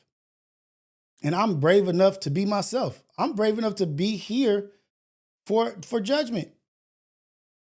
People's opinions. People tell me, oh, you dumb. You don't know what you're talking about. Cool. But I'm here for constructive criticism. I'm here so you could try to say what you want or whatever, or lift me up, speak life, or speak death, whatever it is.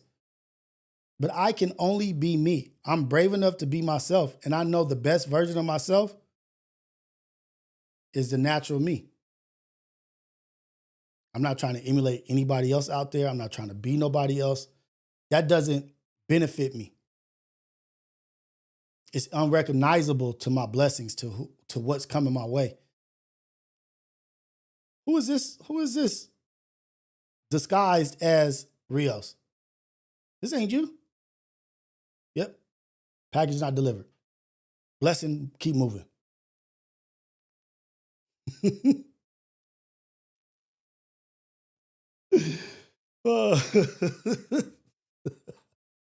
That's why they don't let these rappers grow old. Like they say, man, you too old, stop rapping. It's art. You're never too old for art. Like, look at Clips. Malice is 52. The album that they just dropped is dope. I listen to it all the time. Clips is dope. They older, but you got to embrace your age. Embrace who you are. And that's what I'm doing, man. Leave me alone. This is the Wake Up Show, Coffee with Rios, the #1 morning show in the whole wide world, Craig. And I think we're doing relatable today. I got to hit up Luck. Shout out to Luck and what he's got going on. I showed y'all that yesterday. Nothing to See Here. Watts documentary, October 11th at the Peacock Theater. Dope documentary. But hopefully we're doing Relatable today. I haven't confirmed with him. You thought R. Kelly wrote Man in the Mirror? Like, what?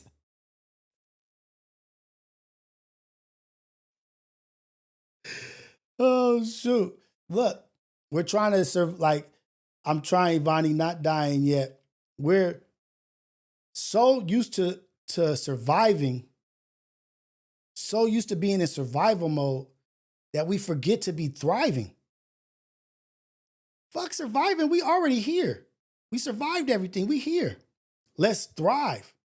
Let's get out of survival mode and focus on thriving, building. How do we thrive? We got the garden.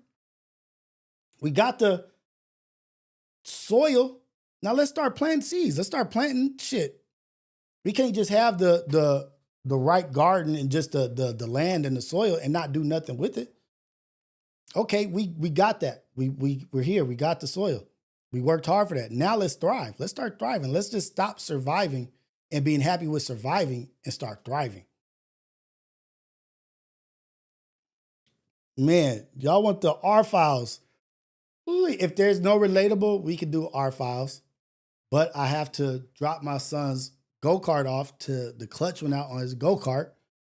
I got stuff I got to do. But if there ain't no Relatable, I was gonna take advantage of that opportunity to get out and do stuff early, but we'll see. And I got some stuff for our files. I got some shit about Erica Kirk and her Miss America pageant and how she won Arizona.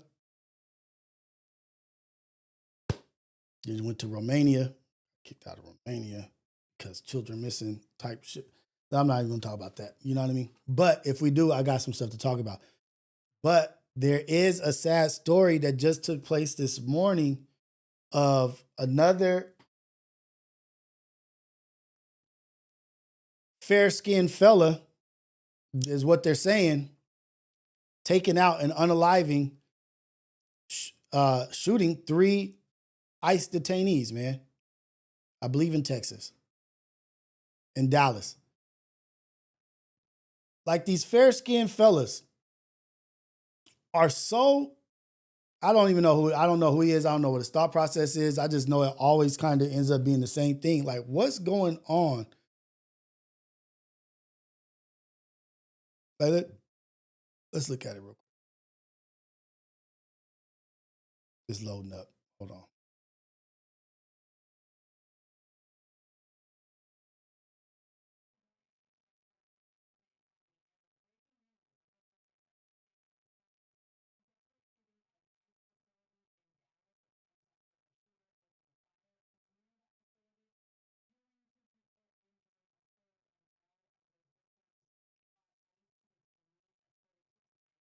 And he unalived himself.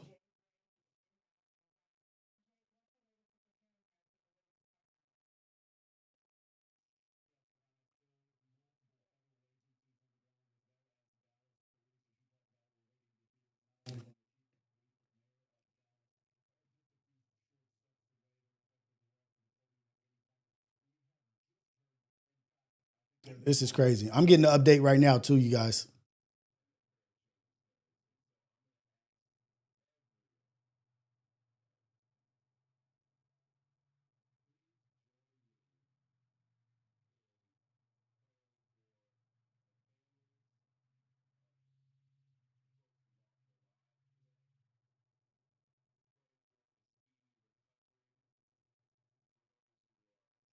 I get it. I get the prayer.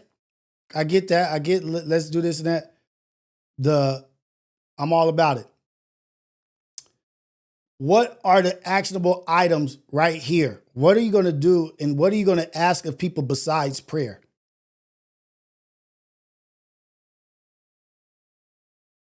What are you going to do besides prayer? Of course, he's a Republican in Dallas, right? Of course, he's or maybe, I don't know if that's saying he's a representative of Dallas, but of course, they're not going to talk to the ignorance of what's taking place. Ah, man.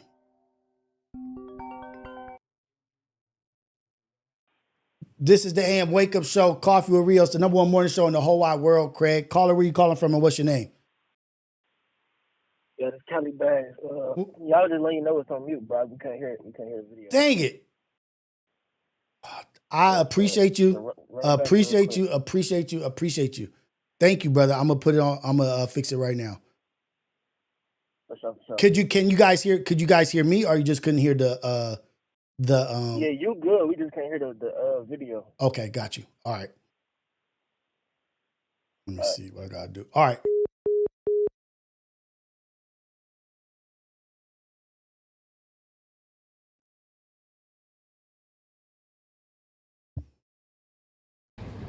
But maybe even more to the point,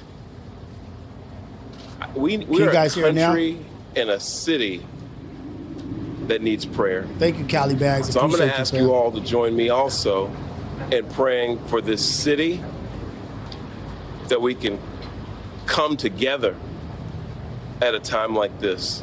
Can you guys hear? And that we can still can't hear it. Be there for one another the way we always have in times like this. Oh, good now. Okay. To support one another, help us all get through this very difficult time. Support one another. Let's help get through this. Let's unify. Well, talk to your constituents that are spitting this viral, venomous, poisonous rhetoric of it's a civil war and we have to go. These people are monsters. This is hell. If we don't, like, they're spewing this nasty, disgusting shit. But now you want to, when it comes to this in your town, you want unity. Why not go after the people in your party or the people in your, like, not your constituents? Yeah, some of your constituents too. But your peers that are in the government that are acting like childish baby children, even worse. Calling Jasmine Crockett a ghetto bee and talking in Ebonics and this and that. Man. Time, not just in our city, but in our country. And that's why I'd ask you to pray for our nation. There's a lot going on right now in our country. A lot of it's confusing. It's a scary time. I've got children. I've got 3 young children. Is he going to say what we want him to say? No, he's not going to say what we want him to say. I get what he's doing. And I'm here to tell you that it is challenging to explain to them what's going on in our country right now. Do you tell them what's going on in your party? Do you explain to them what's going on in your party? But I said before, and I'll say it again, I believe. Go ahead and explain both sides. You could go ahead and explain both sides and what you believe. But are you talking to the real shit? In the power of prayer to change things. And it can change the hearts of people. It can change this country. It can change the city. So please Mayor pray. Eric Johnson, you're the mayor. Who's What's affected your by actionable today's item? tragedy. I also want to say thank you to the Dallas Police Department and say thank you to the Dallas Sheriff's Department, Dallas County Sheriff's Department, Texas Department of Public Safety, and all of our various federal law enforcement partners who acted so quickly today to make sure that today's tragedy wasn't worse than what it was.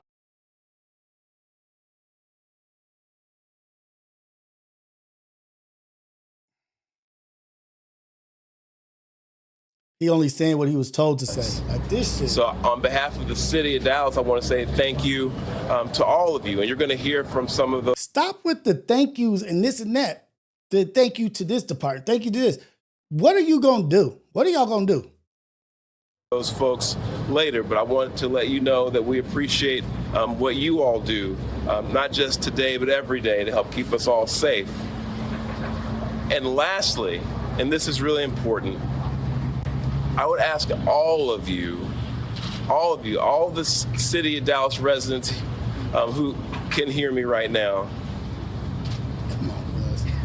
let's be patient, let's remain calm, and let's let our law enforcement partners, our police department, What do their are you job. going to say? This is an active investigation. There's still a lot of unanswered questions. And I want to encourage all of you party, like, to exercise a little bit of restraint and allow them to do their job. Why are you asking that of the people when you're not asking it of the people in power where you are? Why are you not asking it of your peers? Why are you asking it only of citizens, civilians? I ask you to practice patience and prayer. What about your peers? What are you asking them? What are you going to call them out and say, hey, the shit we say matters. The shit we say has an effect on the world. To help make sure this continues to be a safe city and that they can help us figure out what happened here today. No National Guard, safe city, no National Guard or anything like that. But with that, I want to say, again, thank you to all the folks who came out this morning. Stop thanking the people. They doing a god dog job. That's what they supposed to do. They getting paid to be there. From our law enforcement community, I'll turn it over to our police chief, Daniel Como, to speak a little bit more directly to the investigation itself. And with that, Chief Como.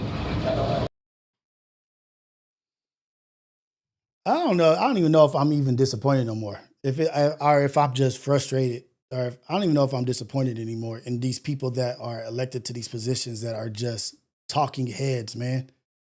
Like literally talking head. All he did was give thanks and say prayers. This is an opportunity to be impactful. This is an opportunity for this dude to be impactful and be like, you know what?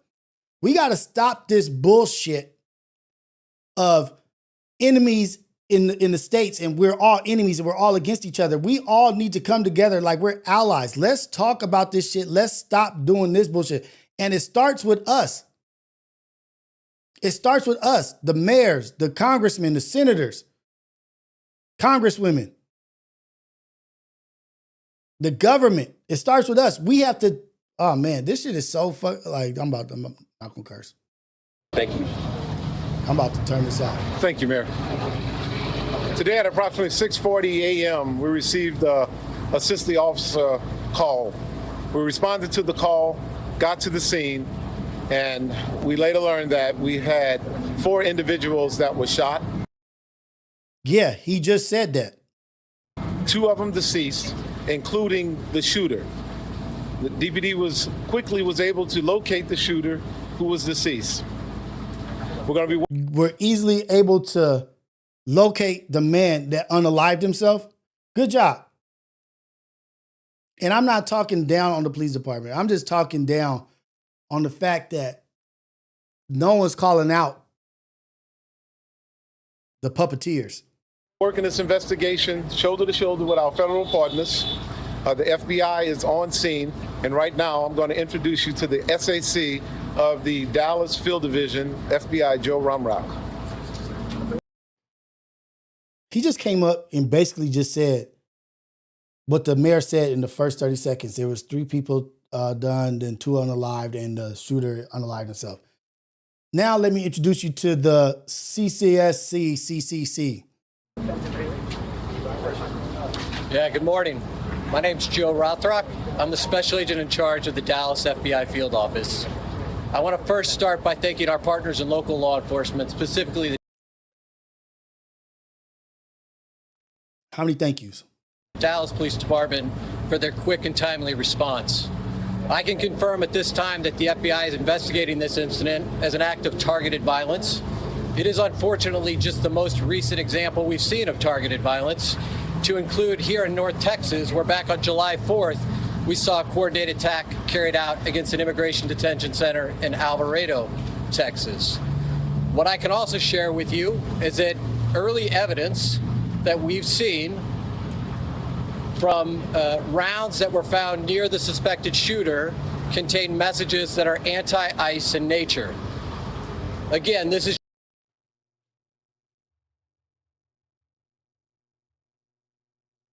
anti-ICE. Where's Cash Patel? Where's Cash Patel? Anti-ICE. So what are we going to try to flip this into, oh, he accidentally shot the detainees?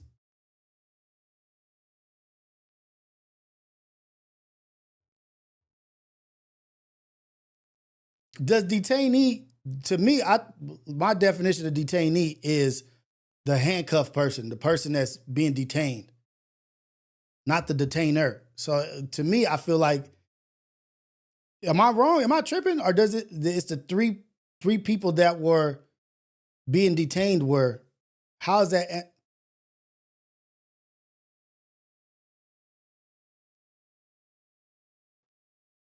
Anti-ICE messages on the ammunition. Just the most recent example of this type of attack. This will be a whole of government response. There will be no resource not utilized to bring all those individuals who are responsible to bring them to justice and to hold them accountable. While we're not releasing identities of any victims at this time, what I can confirm for you is no members of law enforcement were hurt during this attack.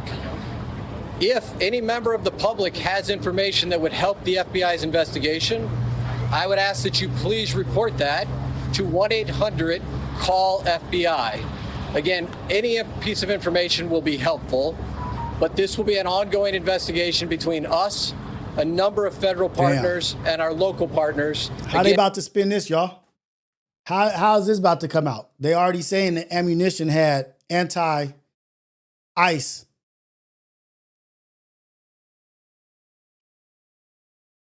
verbiage or whatever on it. Alex, man, you already called in, dude.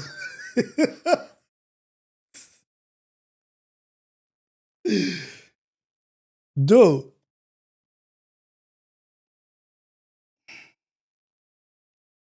Anti-ICE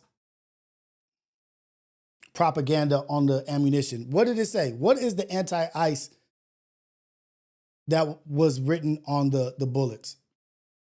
What did it say? I don't know. We just got to take their word for it. Where is Kash Patel? Where's the podcaster? Is he at another dinner in the middle of? Is he busy not reading the Epstein files? Is Kash Patel busy not knowing who the shooter of the unarmed old black people in church, Dylan Ruth? Is he busy not knowing who people are? Is he busy not figuring out this Charlie Kirk shit, getting all of that shit wrong? Where is Kash Patel's ass? This is not the first time.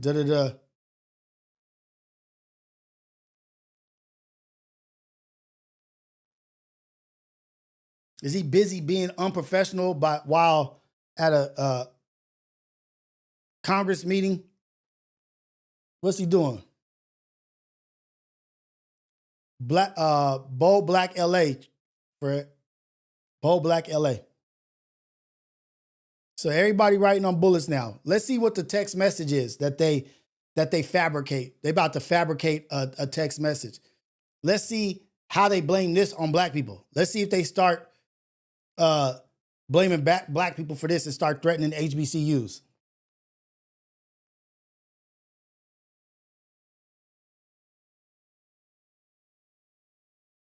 I'll send it to you, Fred. The information. This shit is incredible. This shit is incredible. Like, I low-key don't even feel like looking at no more of this. And to ensure that anyone responsible is held accountable. With that, I will turn it over to my counterpart from the ICE Enforcement and Removal Office. Good morning. My name is Joshua Johnson. I'm the acting field office director for ICE Dallas. I'll be brief with my comments, but I do want to start off by saying thank you to the Dallas Police Department, Dallas FBI, HSI, CBP, ATF, and virtually every law enforcement officer in North Texas for your support. This is the second time I've had to stand in front of you and talk about a shooter at one of my facilities, and I think that the takeaway from all of this is that the rhetoric has to stop.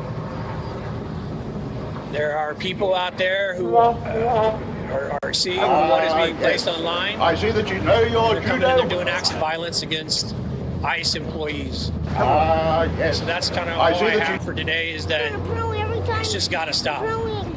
It's dangerous, and people are losing their lives. Apparently, these guys don't know what they're doing. We really appreciate it. Again, thank you all so much. Apparently, as it was said here today, if you do have any information, reach out to 1-800-CALL FBI. Thank you. Look at this. Fool of a man. This needs to stop.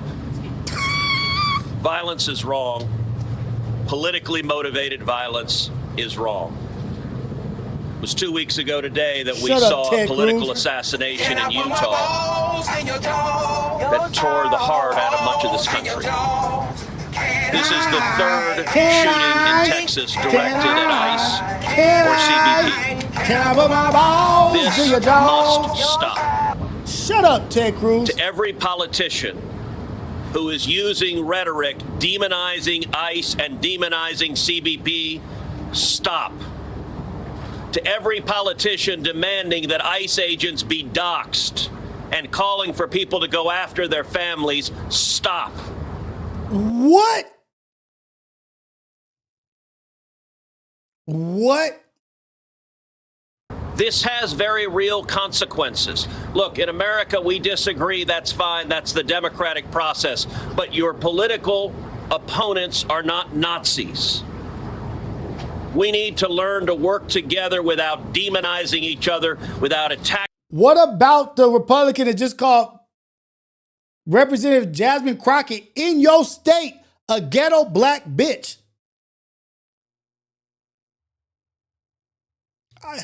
America hating ghetto black bitch. What about that? Attacking each other. And I want to say thank you. I want to say thank you to the brave men and women of law enforcement. I want to say thank you to the brave men and women of ICE and CBP and everyone who puts their... You bitch made ass motherfucker, man. I don't give a damn. Lord forgive me. He gonna take this opportunity to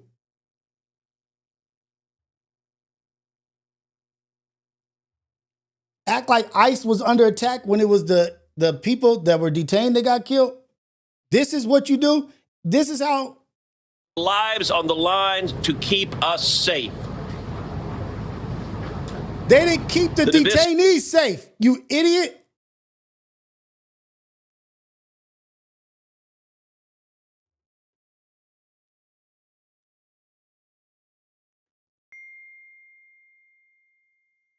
Rhetoric tragically has real consequences. I hope that every one of us will pray, number one, for the safety of law enforcement that are risking their lives to keep us safe. Number two, for the health of those who were shot and injured today. We still don't know the full details of who was injured, but for the families also of the victims of this shooting.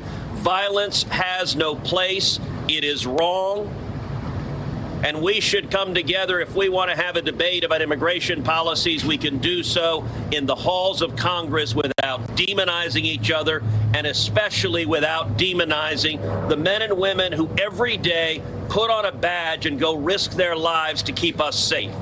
And we should not be putting language out there that inspires madmen to commit evil crimes. Our prayers are with the men and women of law enforcement, and we ought to come together and have some decency across the political aisle to say this violence is wrong and it needs to stop. Senator, have you been told that immigrant detainees were the victims of today's shooting?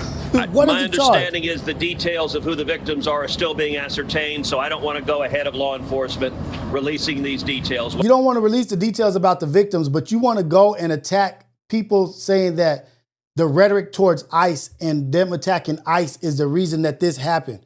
But you don't know, you don't want to release the details of the people.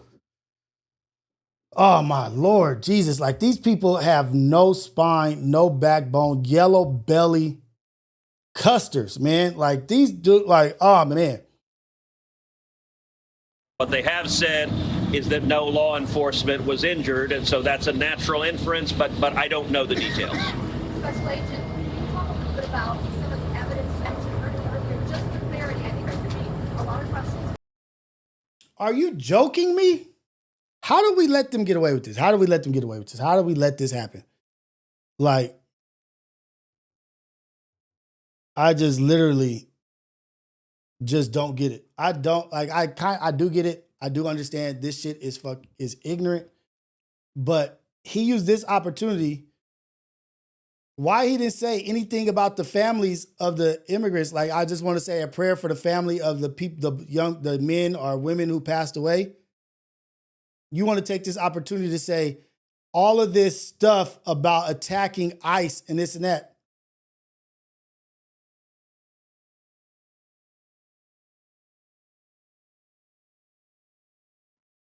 There's more to it. There's more to it. I'm actually surprised. I can't even believe that. That actually blew my mind. Like, shit. Our understanding is that some of the shell casings. They're going to be talking about that. Ted Cruz saying this.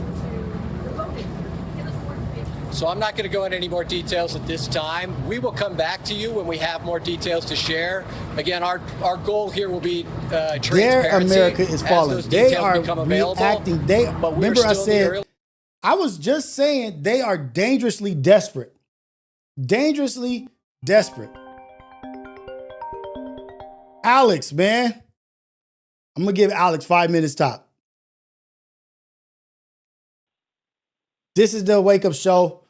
Number one morning show in the whole wide world. Craig, Alex, come on, let's go. What you got to say? This is it.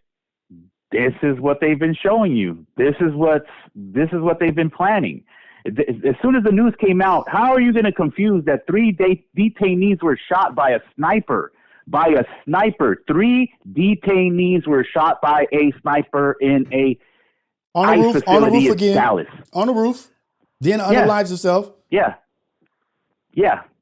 But how is this? That's what I'm saying. How is this an attack on ICE? How are they going to? The only way that they're going to, like, I have no idea how ignorant they can go. Like, I guess they can go very Sesame Street Cookie Monster dumb, because are you going to say that, he missed his targets? He missed his targets and just hit 3 detainees? 3 times. 3 times. The sniper missed their target and hit 3 detainees only. Ted Cruz has been briefed before he got on the podium. Definitely everyone was briefed on what has happened. Everyone has heard what has happened immediately. That 3 detainees were shot. 2 died. How is this an attack on ICE? It's blatant, man. It's been blatant. They've been saying this is what they're going to do. There's reports right now that 2/3 of the detainees in Alligator Alcatraz are just out of the system. 1,400 have disappeared, and they have no idea where they are. Yep. Yeah, and the people that need to investigate all these crimes being done by the government are in charge. The government is in charge of them. That's why nothing's going to get done. Nothing that they don't want to get done is going to get done. Hold on. This is your show for 2 minutes. This is my co-host, Alex, for 2 minutes. I'm going to go get some more coffee. Talk to the people. Explain to them what you've seen and what you think about this. Go ahead. All right. So I woke up this morning. That was the first news. Every time Trump's in office, this is what happens. It's constant news, back to back to back to back to back. It's like shock and awe. Just shock and awe. His whole cabinet is based around people that think the same way, or at least they're going to follow exactly what he says. So they're just planning attacks. Boom, boom, boom. Let's attack this. Let's attack this. Let's attack this. So all this stuff is being planned out by him being okay, cool with everything. So all these crazy ideas that these radical people wanted to get through, now that he's there, now that Trump's there, anything is possible. So right now, this morning, another sniper targeted people. This time there were detainees at an ICE facility in Dallas, and 3 detainees were shot. And before the news is cleared up by them, the higher ups, they're the ones that are saying that this is an attack on ICE. This is law enforcement. This is the type of speech that gets schools defunded, programs defunded, and the police get more money. It's more money about the police. Man, these cops are making $200,000, $300,000 with the overtime and what they get paid. A lot of them don't do anything. A lot of them just sit there and protect different events. A lot of them sit there and just do security for people. And they're making $300,000 with overtime. When the schools, people have to raise money to get erasers and supplies for schools. I mean, it makes no sense. It obviously, you can see that this is supposedly the party of law and order, truth and transparency. This is not truth and transparency. We're not going to get any truth about anything that has happened during his time in office. Nothing's going to come out. Nothing's going to come out. Everything's going to be covered up unless even if it's something that's not against them, it's going to be against them. And that's scary, you know? And like Rios was saying, they're just sitting there thanking law enforcement. Thank you for this, thank you for that. You didn't do anything. Last time when they caught the killer of Charlie Kirk, they said, we got him. You guys didn't get nobody. None of you got anybody. The parents gave him up. His family turned him in. His Republican Trump family turned Charlie Kirk's, whatever they say, alleged killer in. It's crazy. And who we're not ever going to see is the guy that tried to shoot Trump, the one that shot him in the ear. We'll never see that person. You will never see who he was, his family. They put other people, they show court cases. They show them coming out of court. Where's the guy that shot Trump in the ear? We're never going to see him. We're going to find out all this craziness in 20 years. We're going to find out everything that happened, and they're going to sweep it under the rug like they do everything else. Let's go. Alex, hold it down. This is how you run a show. This is why I said Alex needs his own channel. Look at that. This is why you need your own channel, man. You could be doing all of this shit, giving extra knowledge and extra information about all this stuff and doing that. You're doing a good job, man. People don't want to hear it, man. Yes, they do. People don't want to hear it. Yes, they do. I did better last time. I thought you put the music on. I was talking. I was dropping gems. My bad.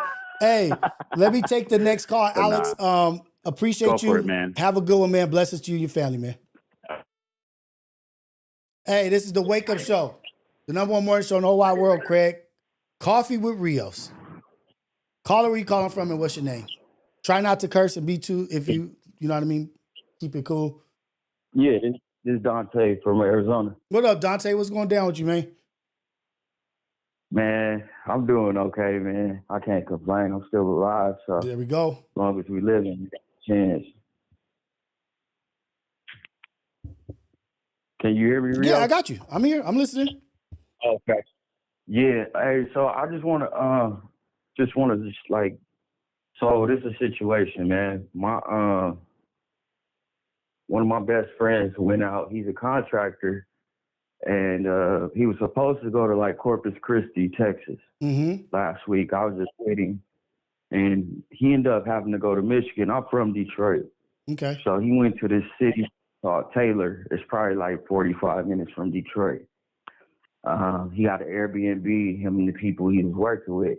He went to a bar, man, and something happened while he was in the bar. And they macheted him up, like sliced him in the head to the bone, stabbed him up like 40 times and everything. I don't know if you've been in the news lately, but a black girl just got lynched out there.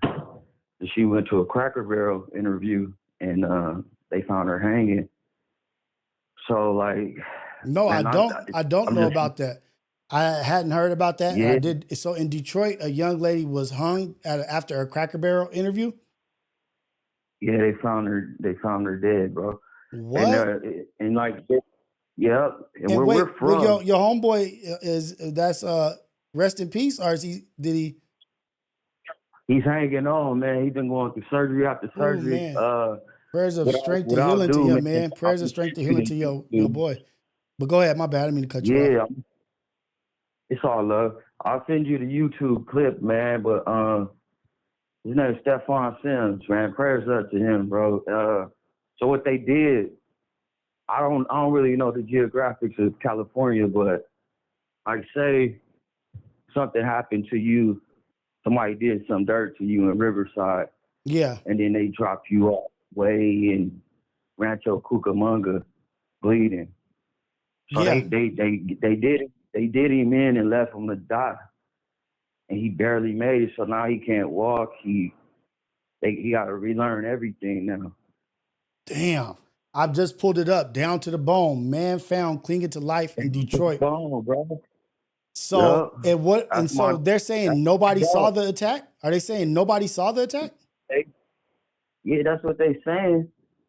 And they caught 2 people, but those 2 people, they're not gonna talk, man. You know how the streets are. Right. So wait. They caught 2 people. So is it what I'm thinking it was? It was a racial profile, racially. It is, definitely, man. The white boys out there tried to lynch the governor. So what do you think they're gonna do to us? You know what I mean? Right. Like, oh, it's crazy. Hey, wait, if I'm not mistaken, let me ask you a quick question. Is Detroit the home of the brothers that be going to like the businesses that are prejudiced against black people and stand and demand better treatment for black? Like I don't know what the organization is called, but is that in Detroit? Where it's the black men get together? I'm not totally sure, but we stand on business. We got the nation out there. Okay. You know, we got to check the nation. I grew up learning Swahili. You know, the stuff they don't teach our kids, the stuff they trying to take from our kids. You know, I grew up in a real way. I learned about my people, and I was raised by my people. I was raised by old heads. You know, so I got a whole family reunion book of cause my grandma, she's Mississippi. Mm-hmm. My granddad from Alabama. Right. So lynching is nothing new to us. Right. You know, like, but this it's 2025, man. This shit crazy. Like, dude, innocent, man. He didn't deserve that, and now, I mean, they macheted him, bro. That's crazy. And who was he with? He was by himself? Yeah, he was solo that night. Dude, it's to the point now, like, I'm not trying to fearmonger or anything, but at this point, it's like, we got to go places in twos, like no less than 2. You know what I mean? Like, it's one going solo dolo right now. We're under attack for no reason. We ain't even doing shit to nobody. But right. I'm going to look into that, and I'm trying to look into the young lady. There are no that you said about the young lady after Cracker Barrel interview. I think her name is like Cornelia or something like that. But just look it up. Detroit, you can Google it. It'll pop up. She went to a Cracker Barrel interview, bro, and never returned. You know, everything. So the way they design everything, especially in the inner cities, man, like we already struggling, right? So in Detroit, bro, we 9 times out of 10, you don't have a car. You got a bike, but you ain't got no car. You know, first time I had a shower in my actual tub was when I moved to Arizona. I didn't even know what a damn shower head was. Yeah. I'm used to taking baths. Yeah. You know what I'm saying? Everything is outsourced. So they keep us in the middle and keep everything outside of us, far from us. So we got to go fetch it. Mm-hmm. You know? And it's time to stand up, man. It is time to stand up, and it's time to be self-efficient. You know what I mean? Like, we have to also become self-efficient. Did you hear about the bodies of the black people for a serial killer in Houston? No. Yeah. Like, so they're finding bodies in the bayou in Houston. There's a serial killer on the loose, and all the bodies have been black people. Serial killer in Houston. Okay, my wife from Texas too, man. Yeah, it's going up right now. Like, it's some crazy shit. I don't know if this serial killer, if this is just like, Yeah, Jade, Black University of Houston student Jade Sage McKissick was found in the bayou. Her death is being investigated, but Houston authorities deny speculation that it was the work of a serial killer. But they've been finding all kinds of bodies. And they're denying the shit. You know what I mean? Like they're quick to reject anything that's happening, anything that's going on that we say foul play. Yeah, because if it ain't happening to them or their kids, it ain't happening. You know, just like at Delta University in Mississippi, they found that Trey brother hanging from a tree. But then the autopsy says, he didn't have any. Look at it. This is how they use verbiage. He didn't have any bones that were broken in his arms or his legs that looked like was from physical abuse.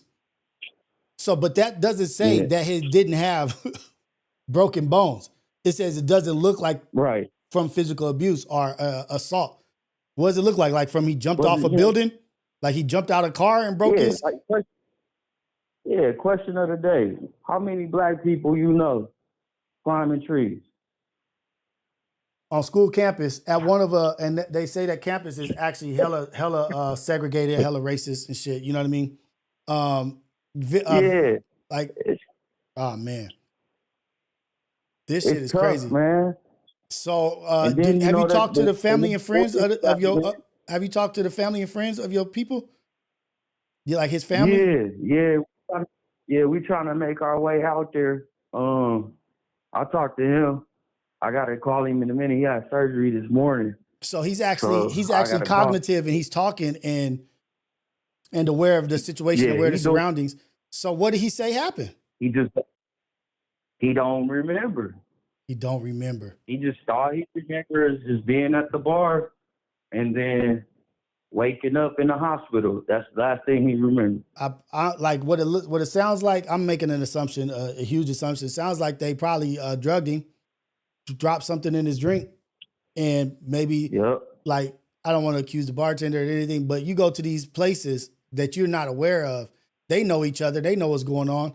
And damn, that's just some horrible shit. But what a soldier, what a survivor, what a man to like take that and he's surviving down to the bone. That's the name of the clip that I have on here. I don't want to watch it while you're here because I don't want to be insensitive to you and what's going on with your family and friends. You know what I mean? I'm not going to watch it right now, but when you got time, man, take time, bro, and just keep us in your, him in your prayers and everybody.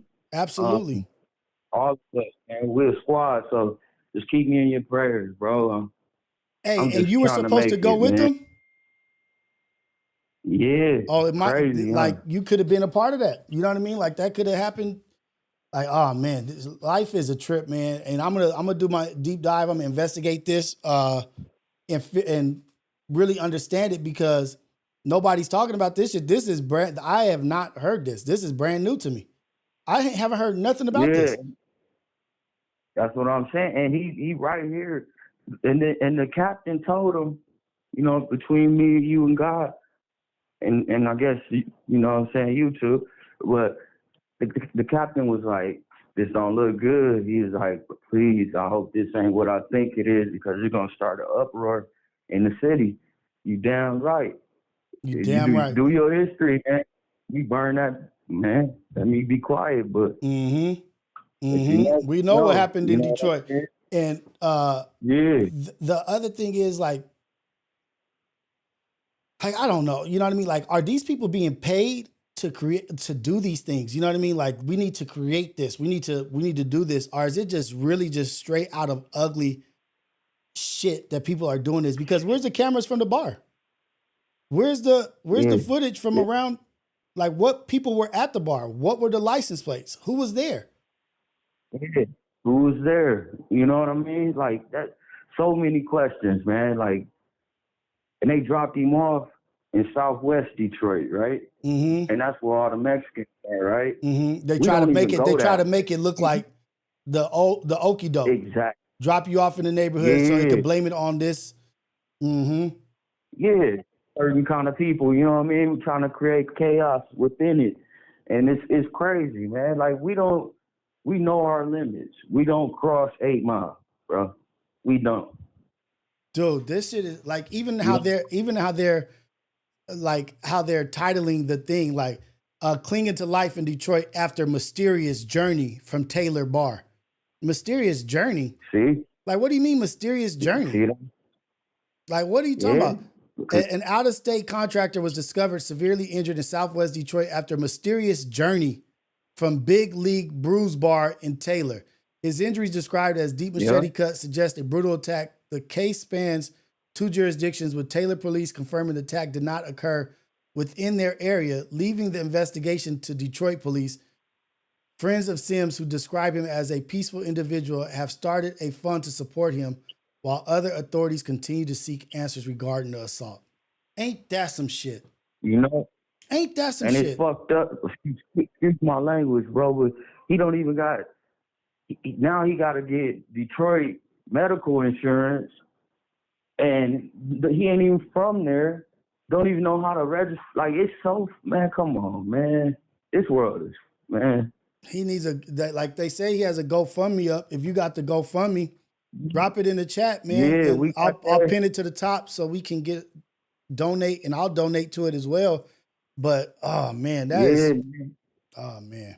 You know, and like spread it to BOF, FMW, community, anybody, man. Love, prayer warriors, anybody, man. Keep my guy good and get him back home. Stephon Sims, y'all. Stephon Sims. Say a prayer for Stephon Sims, man.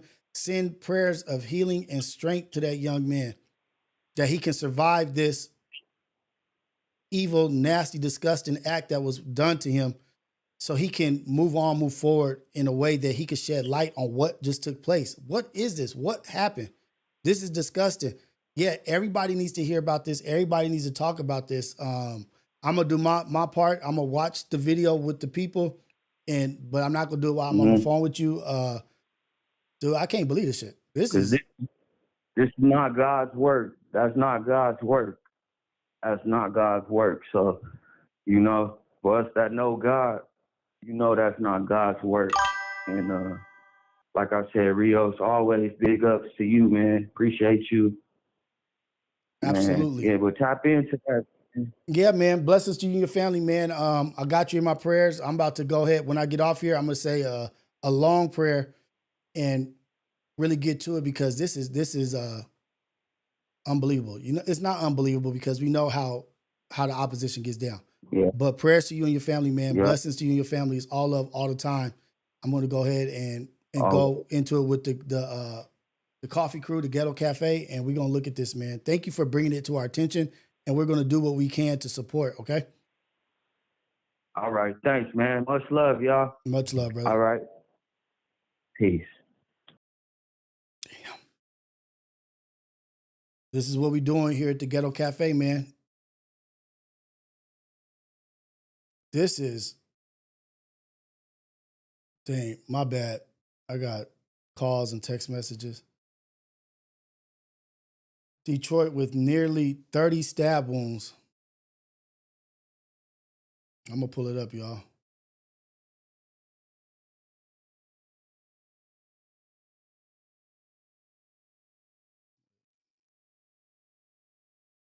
I hate when they make you subscribe to stuff like, okay, hold on.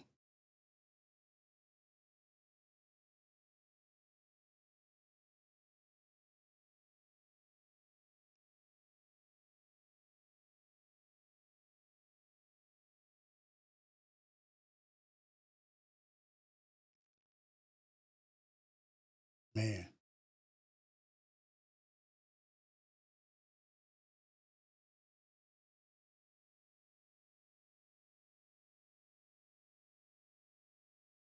I'm going to let the commercial play first. A person has been hurt.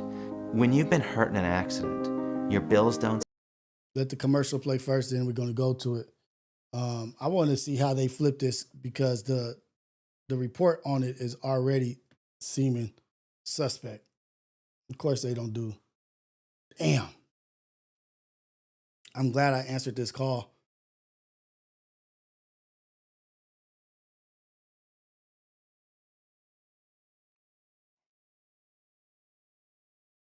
happened earlier this week after he left a bar in Taylor. Now there are a lot of questions about who could have done this to him and, of course, why. Let's get out to Lauren Kostick live for us tonight with the very latest on this. Lauren, you spoke to his friends and police about this. What did you learn today? Yeah, Ty, they have a lot of questions, especially since this was such a vicious attack. And here's the mystery of all of it. Stefan's friends, they say he went to a bar in Taylor Monday night, but somehow ended up here in Southwest Detroit the next morning, and no one knows why. I mean, this was heinous. This was a level of aggression that's like, you're like, who the hell is walking around with us? You know, who's among us, you know, that could do something like this? Friends of Stefan, angry and confused. The out-of-state contractor arrived in Taylor just 2 weeks ago.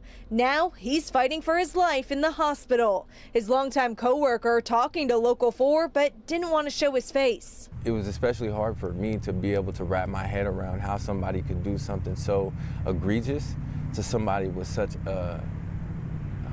someone with such a decent soul. Police say Stefan went to Big League Brews in Taylor Monday night, just blocks from where he was staying. The next morning, he was found brutally attacked in Southwest Detroit. Where was his car? Where is his car? Is his car at the bar? How did he get to the bar? These are just simple answers, simple questions that could be asked. Was his car left at the bar? Did he get in his car and drive to Detroit? How did he get to Detroit? Where he was at, was there splatter marks? Was there blood marks there? Did it look like the attack happened in the place he laid? This is not hard to find out. This is not like, I believe I could look at a scene and be like, damn, this look like it didn't happen here. There's not enough blood on the scene for this to take place here. Where's his car? Is his car missing? How did he get to the bar in Taylor?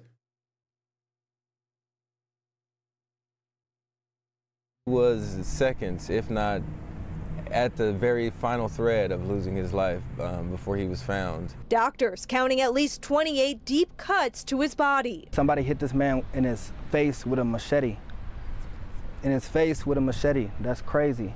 That's crazy. Investigators are now trying to piece together what happened between the bar and Detroit. Taylor police sharing this statement on Facebook Friday, saying the alleged attack didn't happen in their city, and Detroit police are now handling the investigation. In the meantime, Stefan's friends left waiting for answers. We need to know. We need to know what happened. We need to know why it happened. We need to know why they're saying, why. How do you know it didn't happen in your city? How do we know it didn't happen in your city? How did you come to that conclusion so fast?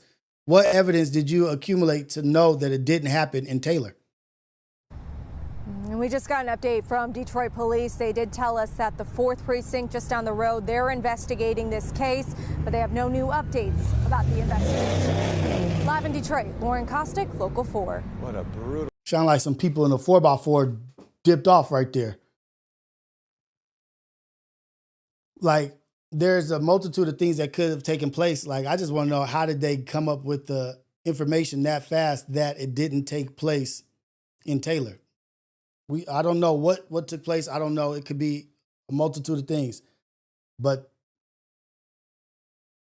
and the thing about the young lady being hung, that it came up as not real. You know what I mean? Like, propaganda on the internet. They don't have any information, no police reports, nothing matching the video or what's being reported on social media. Because you got to remember, sometimes there's bots and stuff, but maybe they come up later. I don't know.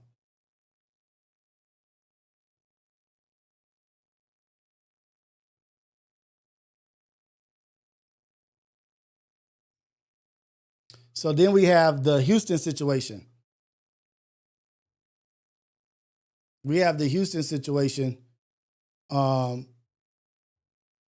Trying not to go to YouTube because they be striking my shit. Here we go. Has been found here this Saturday morning, so that means 5 bodies have been discovered in 6 days here in Houston, making that the 14th body discovered here this year in one of our bayous. Essentially, a kayaker was going down Buffalo Bayou and saw a body floating in the water. All week we've been covering this. To kind of give you a quick recap, Monday, 2 bodies were found, one at Greens Bayou, one at Brays Bayou. We later learned that one of the bodies has been identified as a University of Houston student by the name of Jade McKissick. There's a lot of people sending me messages about Jade. I'm going to try to follow some of those leads here this week, speaking to hopefully some of the people that knew her best. On Tuesday, another body was recovered at White Oak Bayou, specifically near the Taylor Street Bridge. Then on Thursday, we learned of, according to witnesses, a man getting in the water at Buffalo Bayou and then never coming out. We have not heard any other details about that case just yet by investigators. And here we are, Saturday morning, a 5th body discovered here in Houston in one of the bayous. That would be the 14th here this year, but if you're keeping track, that is 5 in just 6 days.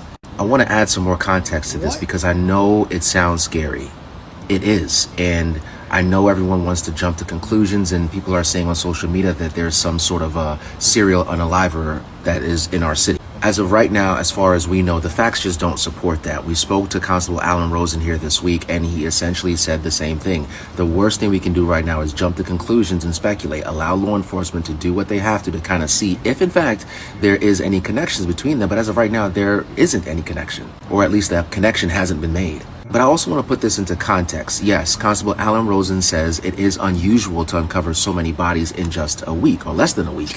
But as far as bodies being discovered in the bayous, that's not uncommon. I mean, just last year alone, I did a story on fox26houston.com where we looked at just June to November of the bodies being found in the bayou, and there were more than 10 bodies, and there was no connection between any of those cases.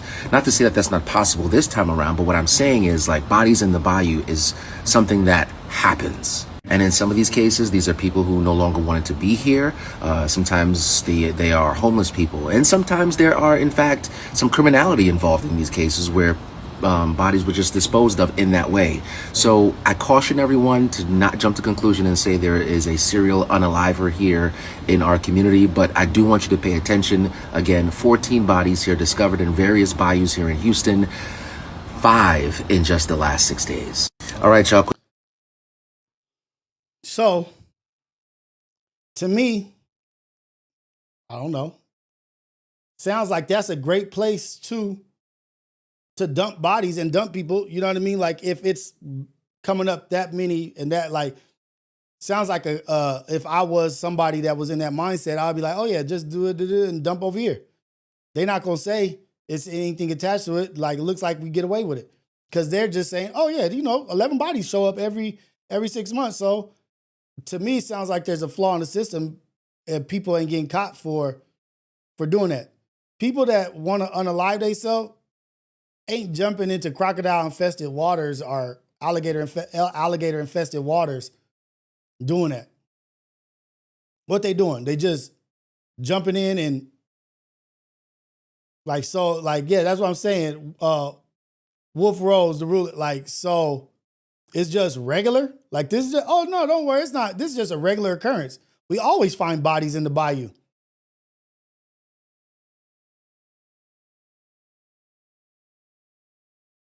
Sounds like a great place to dispose of.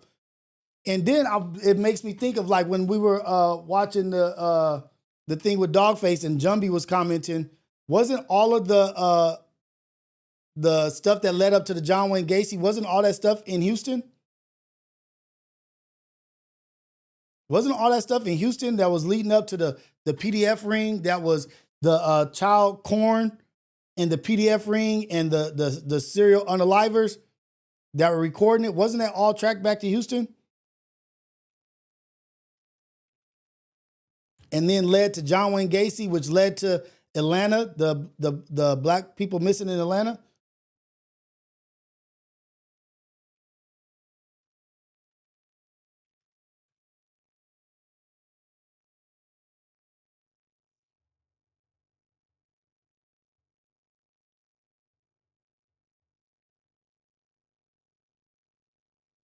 The Dean Coral murders, unalives, was a serial killer, 28 people in 1973, and there was a conspiracy theory around that.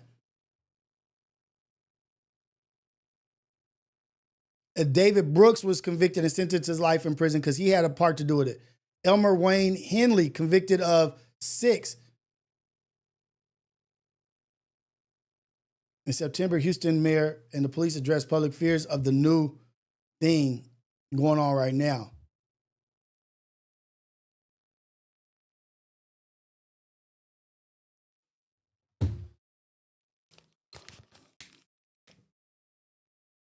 Hey, this is the AM Wake Up Show, Coffee with Rios, #1 morning show in the whole wide world. Craig, caller, where you calling from and what's your name? Hello? Oh, shit, he hung up.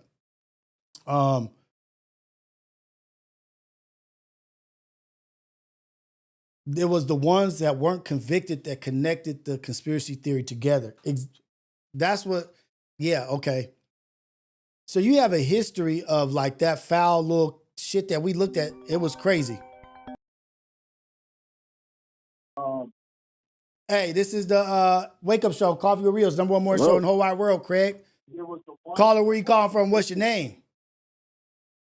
Calling in from Whittier, California. It's your boy, Jay. Let's go, man. What's Best happening morning with you? show in the world, Craig. Let's go. This is like, okay, so this is like right up my like alley. This is like what our files to follow up on.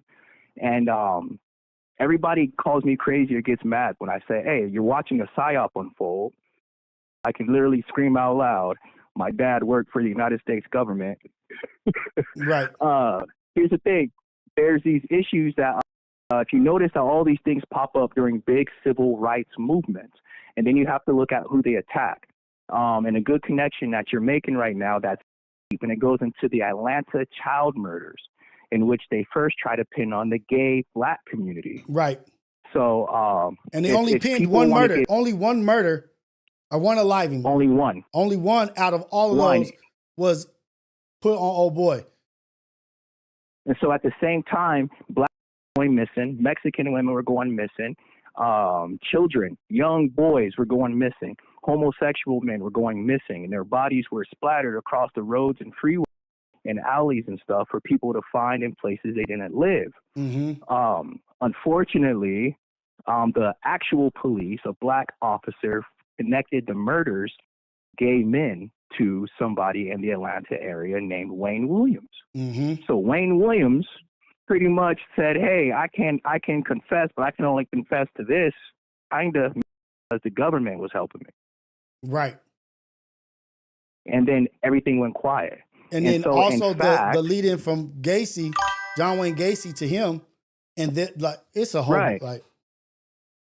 Right. So they had to call in the same governmental department in which my father worked for to go investigate inside of these communities, in which they led a rally with the black mothers and fathers of Georgia.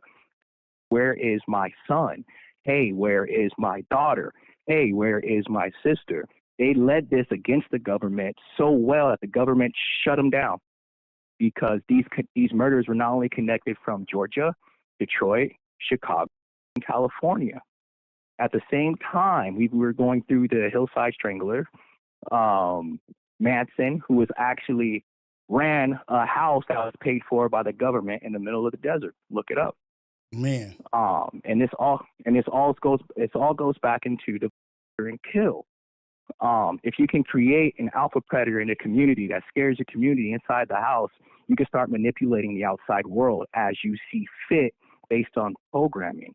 Everybody was trapped in the house by fear because there was a serial killer, a monster, whatever the nickname was for this person going around. Outside, their civil liberties are being taken from. Look it up. Nobody believes me. And it even happened in Los Angeles with the Grim Sleeper. The Grim Sleeper was a man who was going around murdering women of the night on Figueroa and other places similar.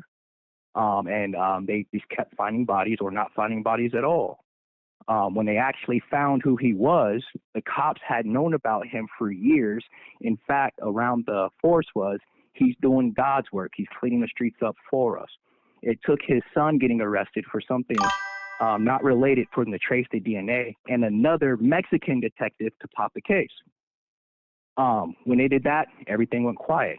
I've never even heard of the Grim Sleeper. I know about the Night Stalker, Richard Ramirez, but didn't hear about the Grim Sleeper. Damn. And know what's even crazier? Why is the same federal agents on those cases? Ooh-wee. Look it up. But that's my coffee for the morning from the tinfoil hat Jumpy and Whittier. But Y'all have a good one, man, and stay safe. Wait, before you go, how could they be so quick to like push it off on like, oh no, this happens all the time. We always find bodies in the bayou. That doesn't make it look any better. It doesn't, and it's based on the concept of the mental construct of fear. So pushing fear on the community, legend. Like, hey, there's something out here, so beware, stay in the house. Just like recently, the guy that was slashed to the bone, his body is not his body, but where he was found was a more Latino neighborhood, trying to stoke the fire between blacks and Latinos in that area because they're unified. Mm-hmm. These are why issues like knowing who people are matter, because if somebody says, hey, I'm a professional this, and you can't look them up and go trace them, then something's wrong, because we're living in an information age. Back in those days, there was no internet. They just had word of mouth, phone, letters, and newspaper. A lot of these communications of these cases were found because of newspapers being shipped hand to hand from state to state. Otherwise, the state wouldn't even know this was going on. So imagine trying to explain. Yes, and then also the tie-in to like the production of it. You know what I mean? Like the corn, right? The child, like in the film industry, and pushing that and all of those videos and all those files and all that stuff that they had that they got rid of because it attached. And that's literally what this Epstein shit is. Yeah. Like, do you want me to drop the connection, the literal street connection, akin that to now? Yeah, go ahead. These goddamn podcasts. These podcasts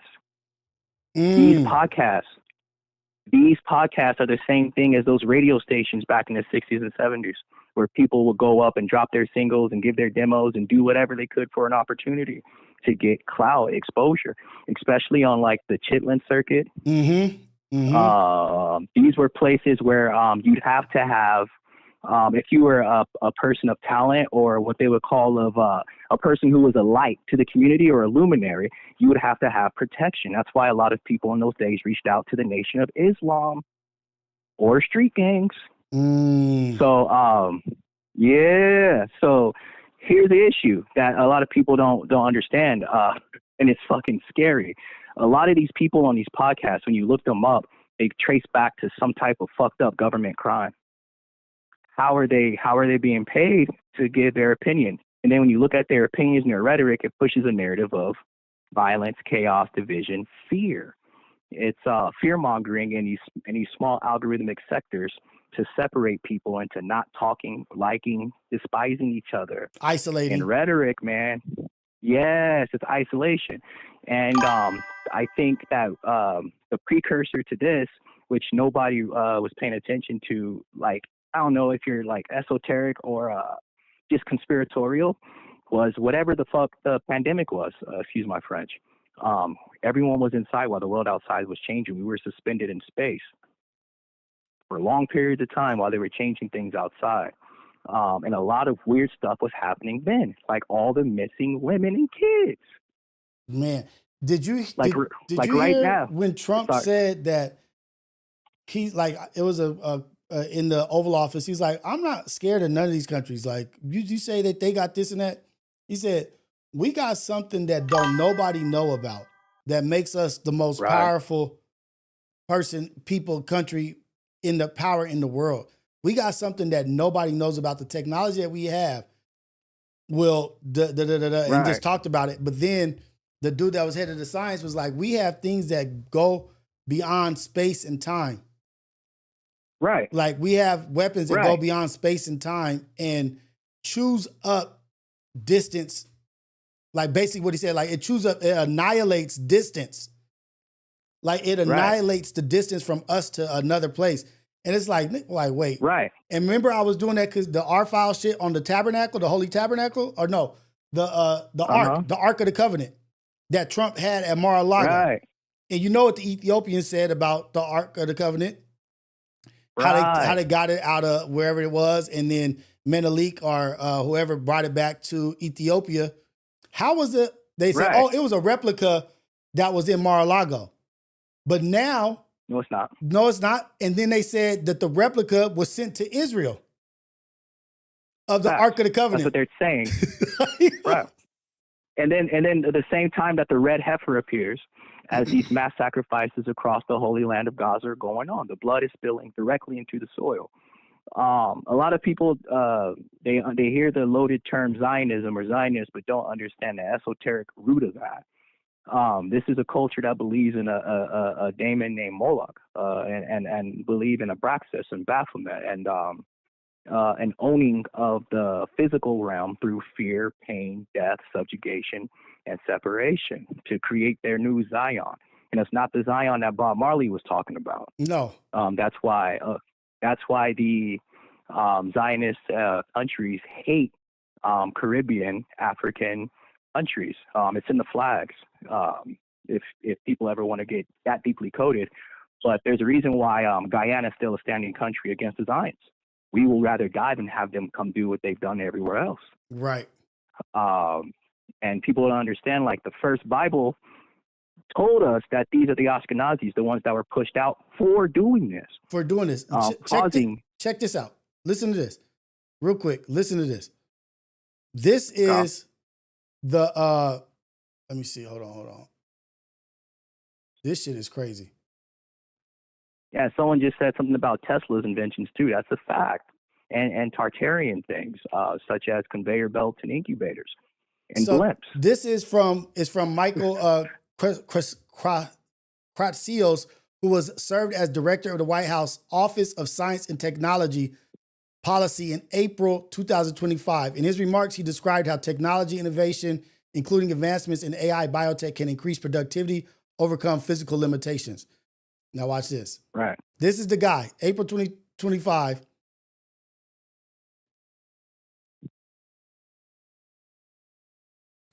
Our trains crawl compared to those in other parts of the world. Our cars do not fly. Advances have not stopped, but something has gone wrong. Stagnation was a choice. Stagnation was a choice. Builders and innovators. The well-intentioned regulatory regime of the 1970s became an ever-tightening. Wait, hold on. First hampering America's ability to become a net energy exporter, and then making it harder and harder to build. We seem to have lost focus and vision, to have lowered our sights and let systems and structures and bureaucracies muddle us along. But we are capable of so much more. Our technologies permit us to manipulate time and space. Did you hear that? Our technology permits us to manipulate time and space. Since annihilated, cause things to grow and improve productivity. Listen to that. Annihilate base. They leave distance so much more.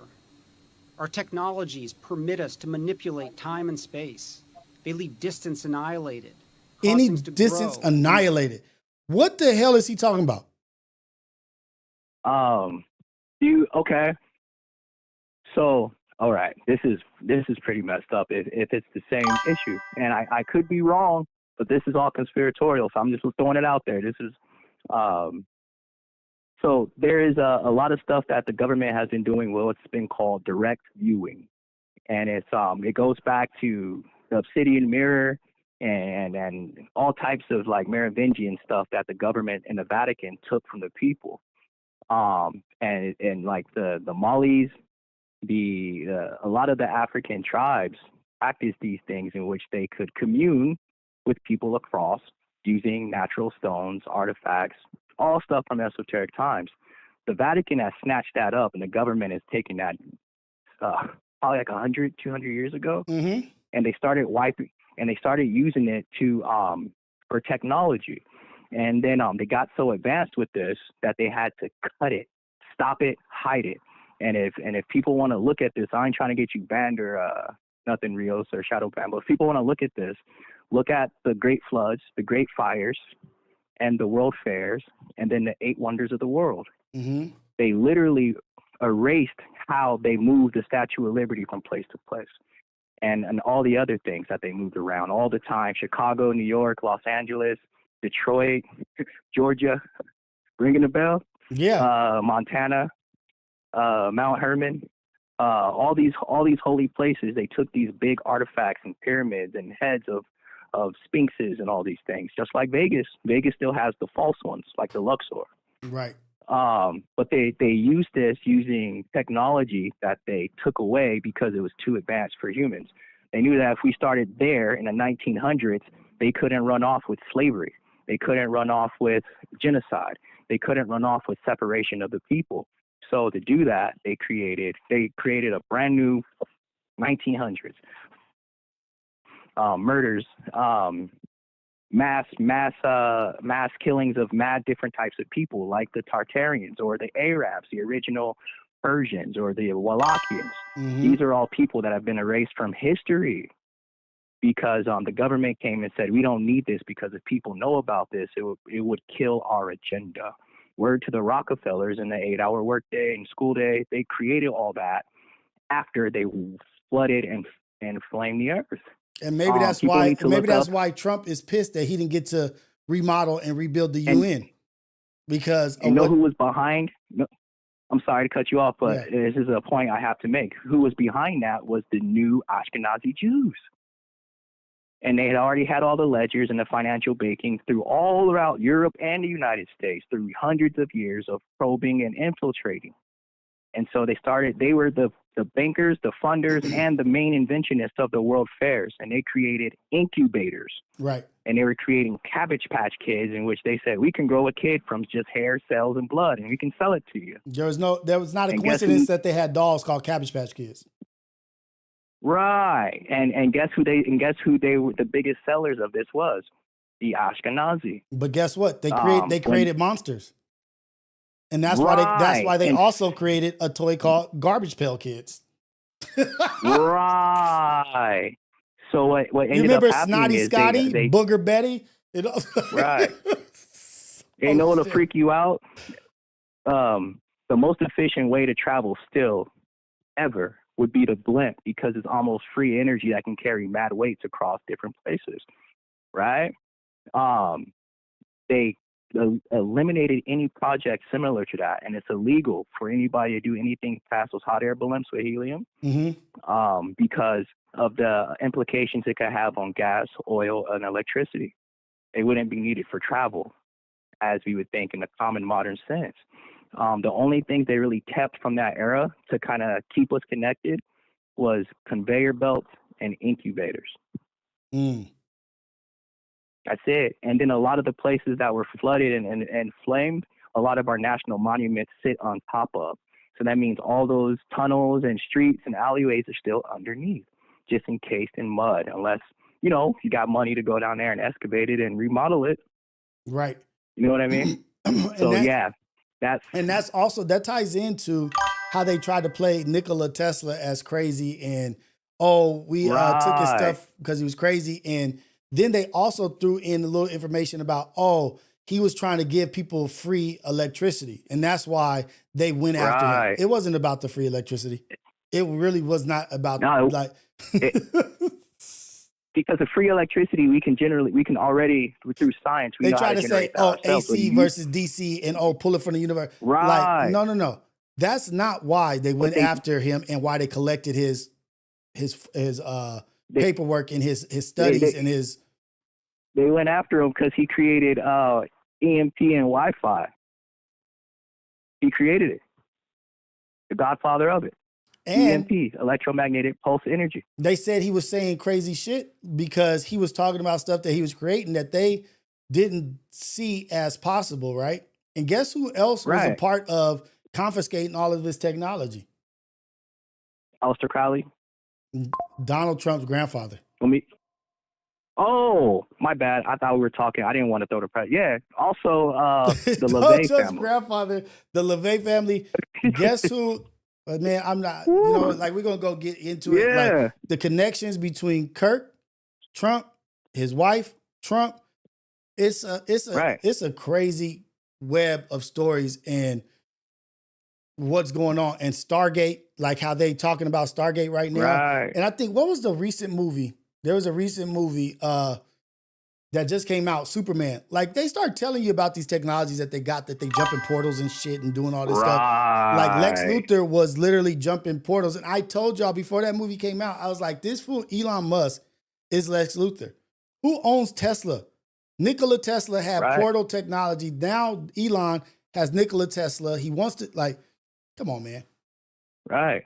And also it just to give people like a grounding and like the reality of these scenarios, look at where these manufacturers, these industries, these camps, these mines are taking place, and then look at how many I guess you could say how much genocide happens around those areas. It's almost as if it's ritualistic. Right. It's almost as if it's ritualistic. You know what? Let me jump to a subject real quick. I just wanted, because I know you know about it. You know that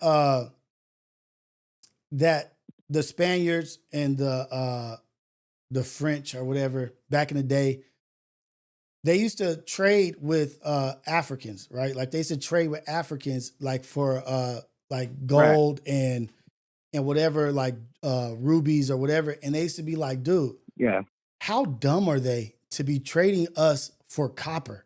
Like, why the fuck do they want copper? Like, for this, copper is useless. Like, what? They want, they're going to give us all this shit that's glitz and glamour for copper to wear around their neck, to wear around their wrist. And now we come to find out all the healing properties of copper and the conductor that copper is. How fast it's heated up, how fast it does it. And they were doing that way back in the day before slave trade. They were trading for copper, giving up gold, giving up jewels, rubies, diamonds, whatever, for copper. And now come to find out all of the shit that copper has. I just wanted to throw that in there, just a little fact, because I know you know a little something about that. Yeah. And a lot of people should look at like the history of like the Grand Canyon and those areas, and as in Mesopotamic times, and Queen Khalifa, similar to California, and what they would come to trade her for, and the different types of things that were inside of those temples that we can't get to or go to now because they're blocked off by the Smithsonian and the United States government. Well, fuck, the London Bridge is at Lake Havasu. Right. So, and here's a really messed up connection between copper, gold, and the races. A lot of the stuff that properties that copper, and different minerals that come from the earth, different things that can be found naturally or ores. Many of those have literal physical enhancing properties for melanated people. Right. So for those things to have the same effects on somebody non-melanated, they would have to be some type of alchemic or chemistry done to the copper or gold, because gold has its own energetic properties for melanated people. They mix blood with it. And then they kept going with that research and study in federal and governmental science to create adrenochrome. So if that doesn't freak people out when it comes to the missing women, children, fear-mongering, sacrifice, blah, blah, blah, and the government's connection to, obviously, and you know what produces adrenochrome? Non-Christian values. You know what produces it? Fear. You have to... Fear. Yeah. Like, you have to do some... Fear. Like imagine this, Rios. Like, imagine this is a real phenomenon that's going on in the United States right now, and it's all over TikTok, and people are thinking it's hilarious. Why are ice cream trucks out around late at night, driving around these cities late at night, playing creepy music, and then you have in the same places people gone missing? There's over 600 girls missing currently right now. Right now, as we're talking. Black women missing. Right now, as we're talking. 600 unsolved, can't find them, don't know what happened to them in these same places. So I think that now is a time that people should wake up, start talking to their actual neighbors, understanding that not all kinfolk are your skinfolk, because psyops do exist. Right. Just because you my kinfolk, just because you my skinfolk don't mean you my kinfolk. Straight up, man, because psyops do exist, and people can be bought out to do some weird shit, especially when they don't have empathy or compassion. Those are things that you can't lose. If you lose those things, you lose your grip or your hold on to humanity. So, yeah, beware of those that don't have empathy or compassion, especially in these times, because they can be bought and sold, and new slavery is people going missing, in my opinion. Right. So yeah, man, that's my spiel for tonight, man.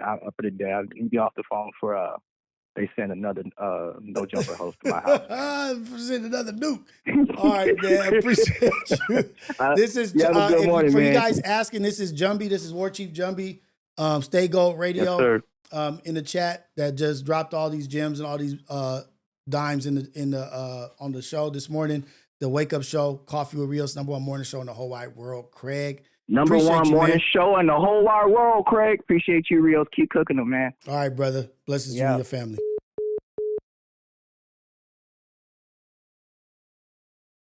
Oh man, cooking this morning. Cooking with Rios.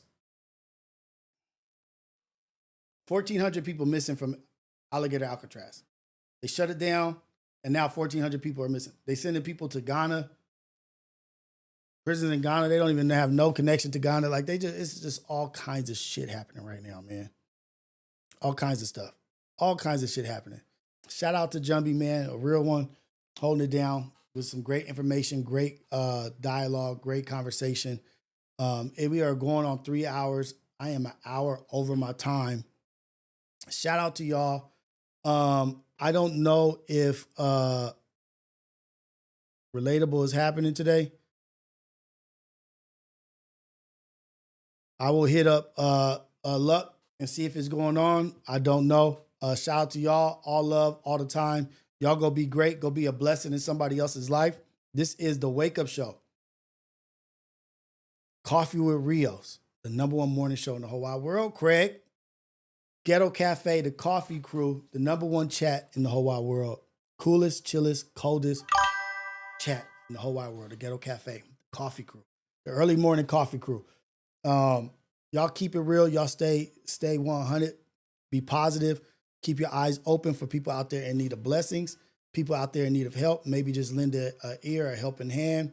You never know what can help somebody to get to the next level or stop them from going down to the lower level. Just be there, man. Keep your eyes open. Pay attention. We live in a life of servitude. We're moving with forward motion, staying positive, man. Purpose driven. Find your purpose. Be positive. Purpose of being of servitude to other people will keep you busy. You can never rest. There's always somebody out there to help, man. Shout out to y'all. We went a little bit into our files. But shout out to us, man. We keep doing our thing. We keep killing it. We keep being impactful. We keep being engaging.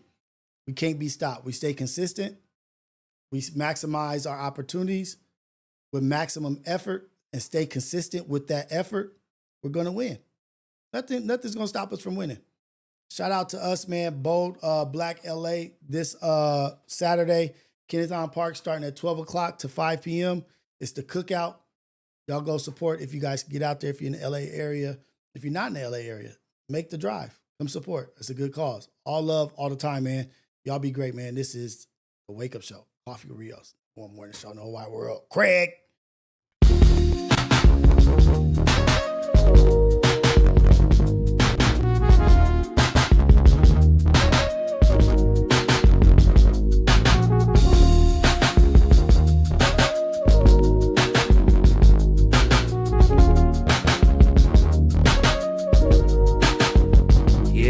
Ghetto cafe in the building, steam rising from the stove. Switching lanes, they don't want it, they just pose for the smoke. If it's about that coffee, we got roast in the toast. Shots fired from the French press, let it drip slow. Mornings on the west, sun low, but the grind stay woke. Ghetto cafes, steam in the breeze. Cruise through dreams with a mug against peace. No drama, just green, delivered with ease.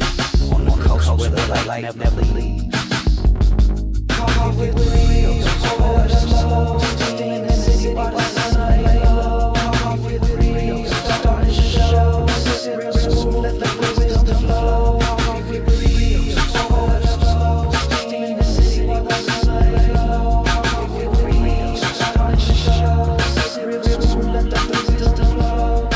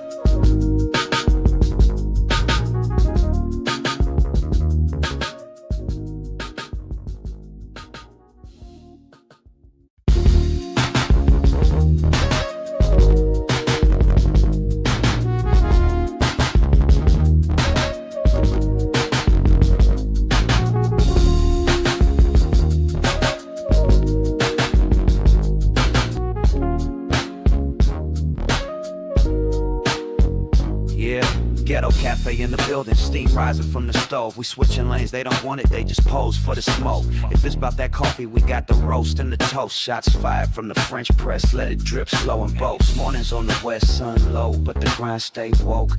Ghetto cafe, steam in the breeze, cruising through dreams with a mug and some peace. No drama, just cream, we deliver with ease. On the coast where the light never leaves. Coffee with Rios, pour it up slow. Steam in the city while the sun lay low. Coffee with Rios, starting the show. Sip real smooth, let the wisdom flow. Coffee with Rios, pour it up slow. Steam in the city while the sun lay low. Coffee with Rios, starting the show. Sip real smooth, let the wisdom flow.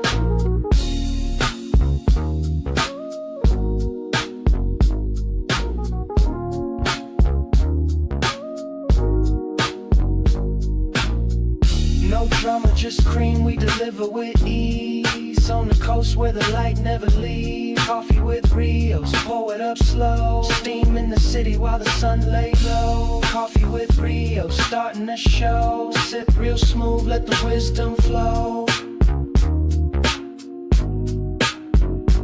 Coffee with Rios, pour it up slow. Steam in the city while the sun lay low. Coffee with Rios, starting the show. Sip real smooth, let the wisdom flow. Coffee with Rios, pour it up slow. Steam in the city while the sun lay low. Coffee with Rios, starting the show. Sip real smooth, let the wisdom flow.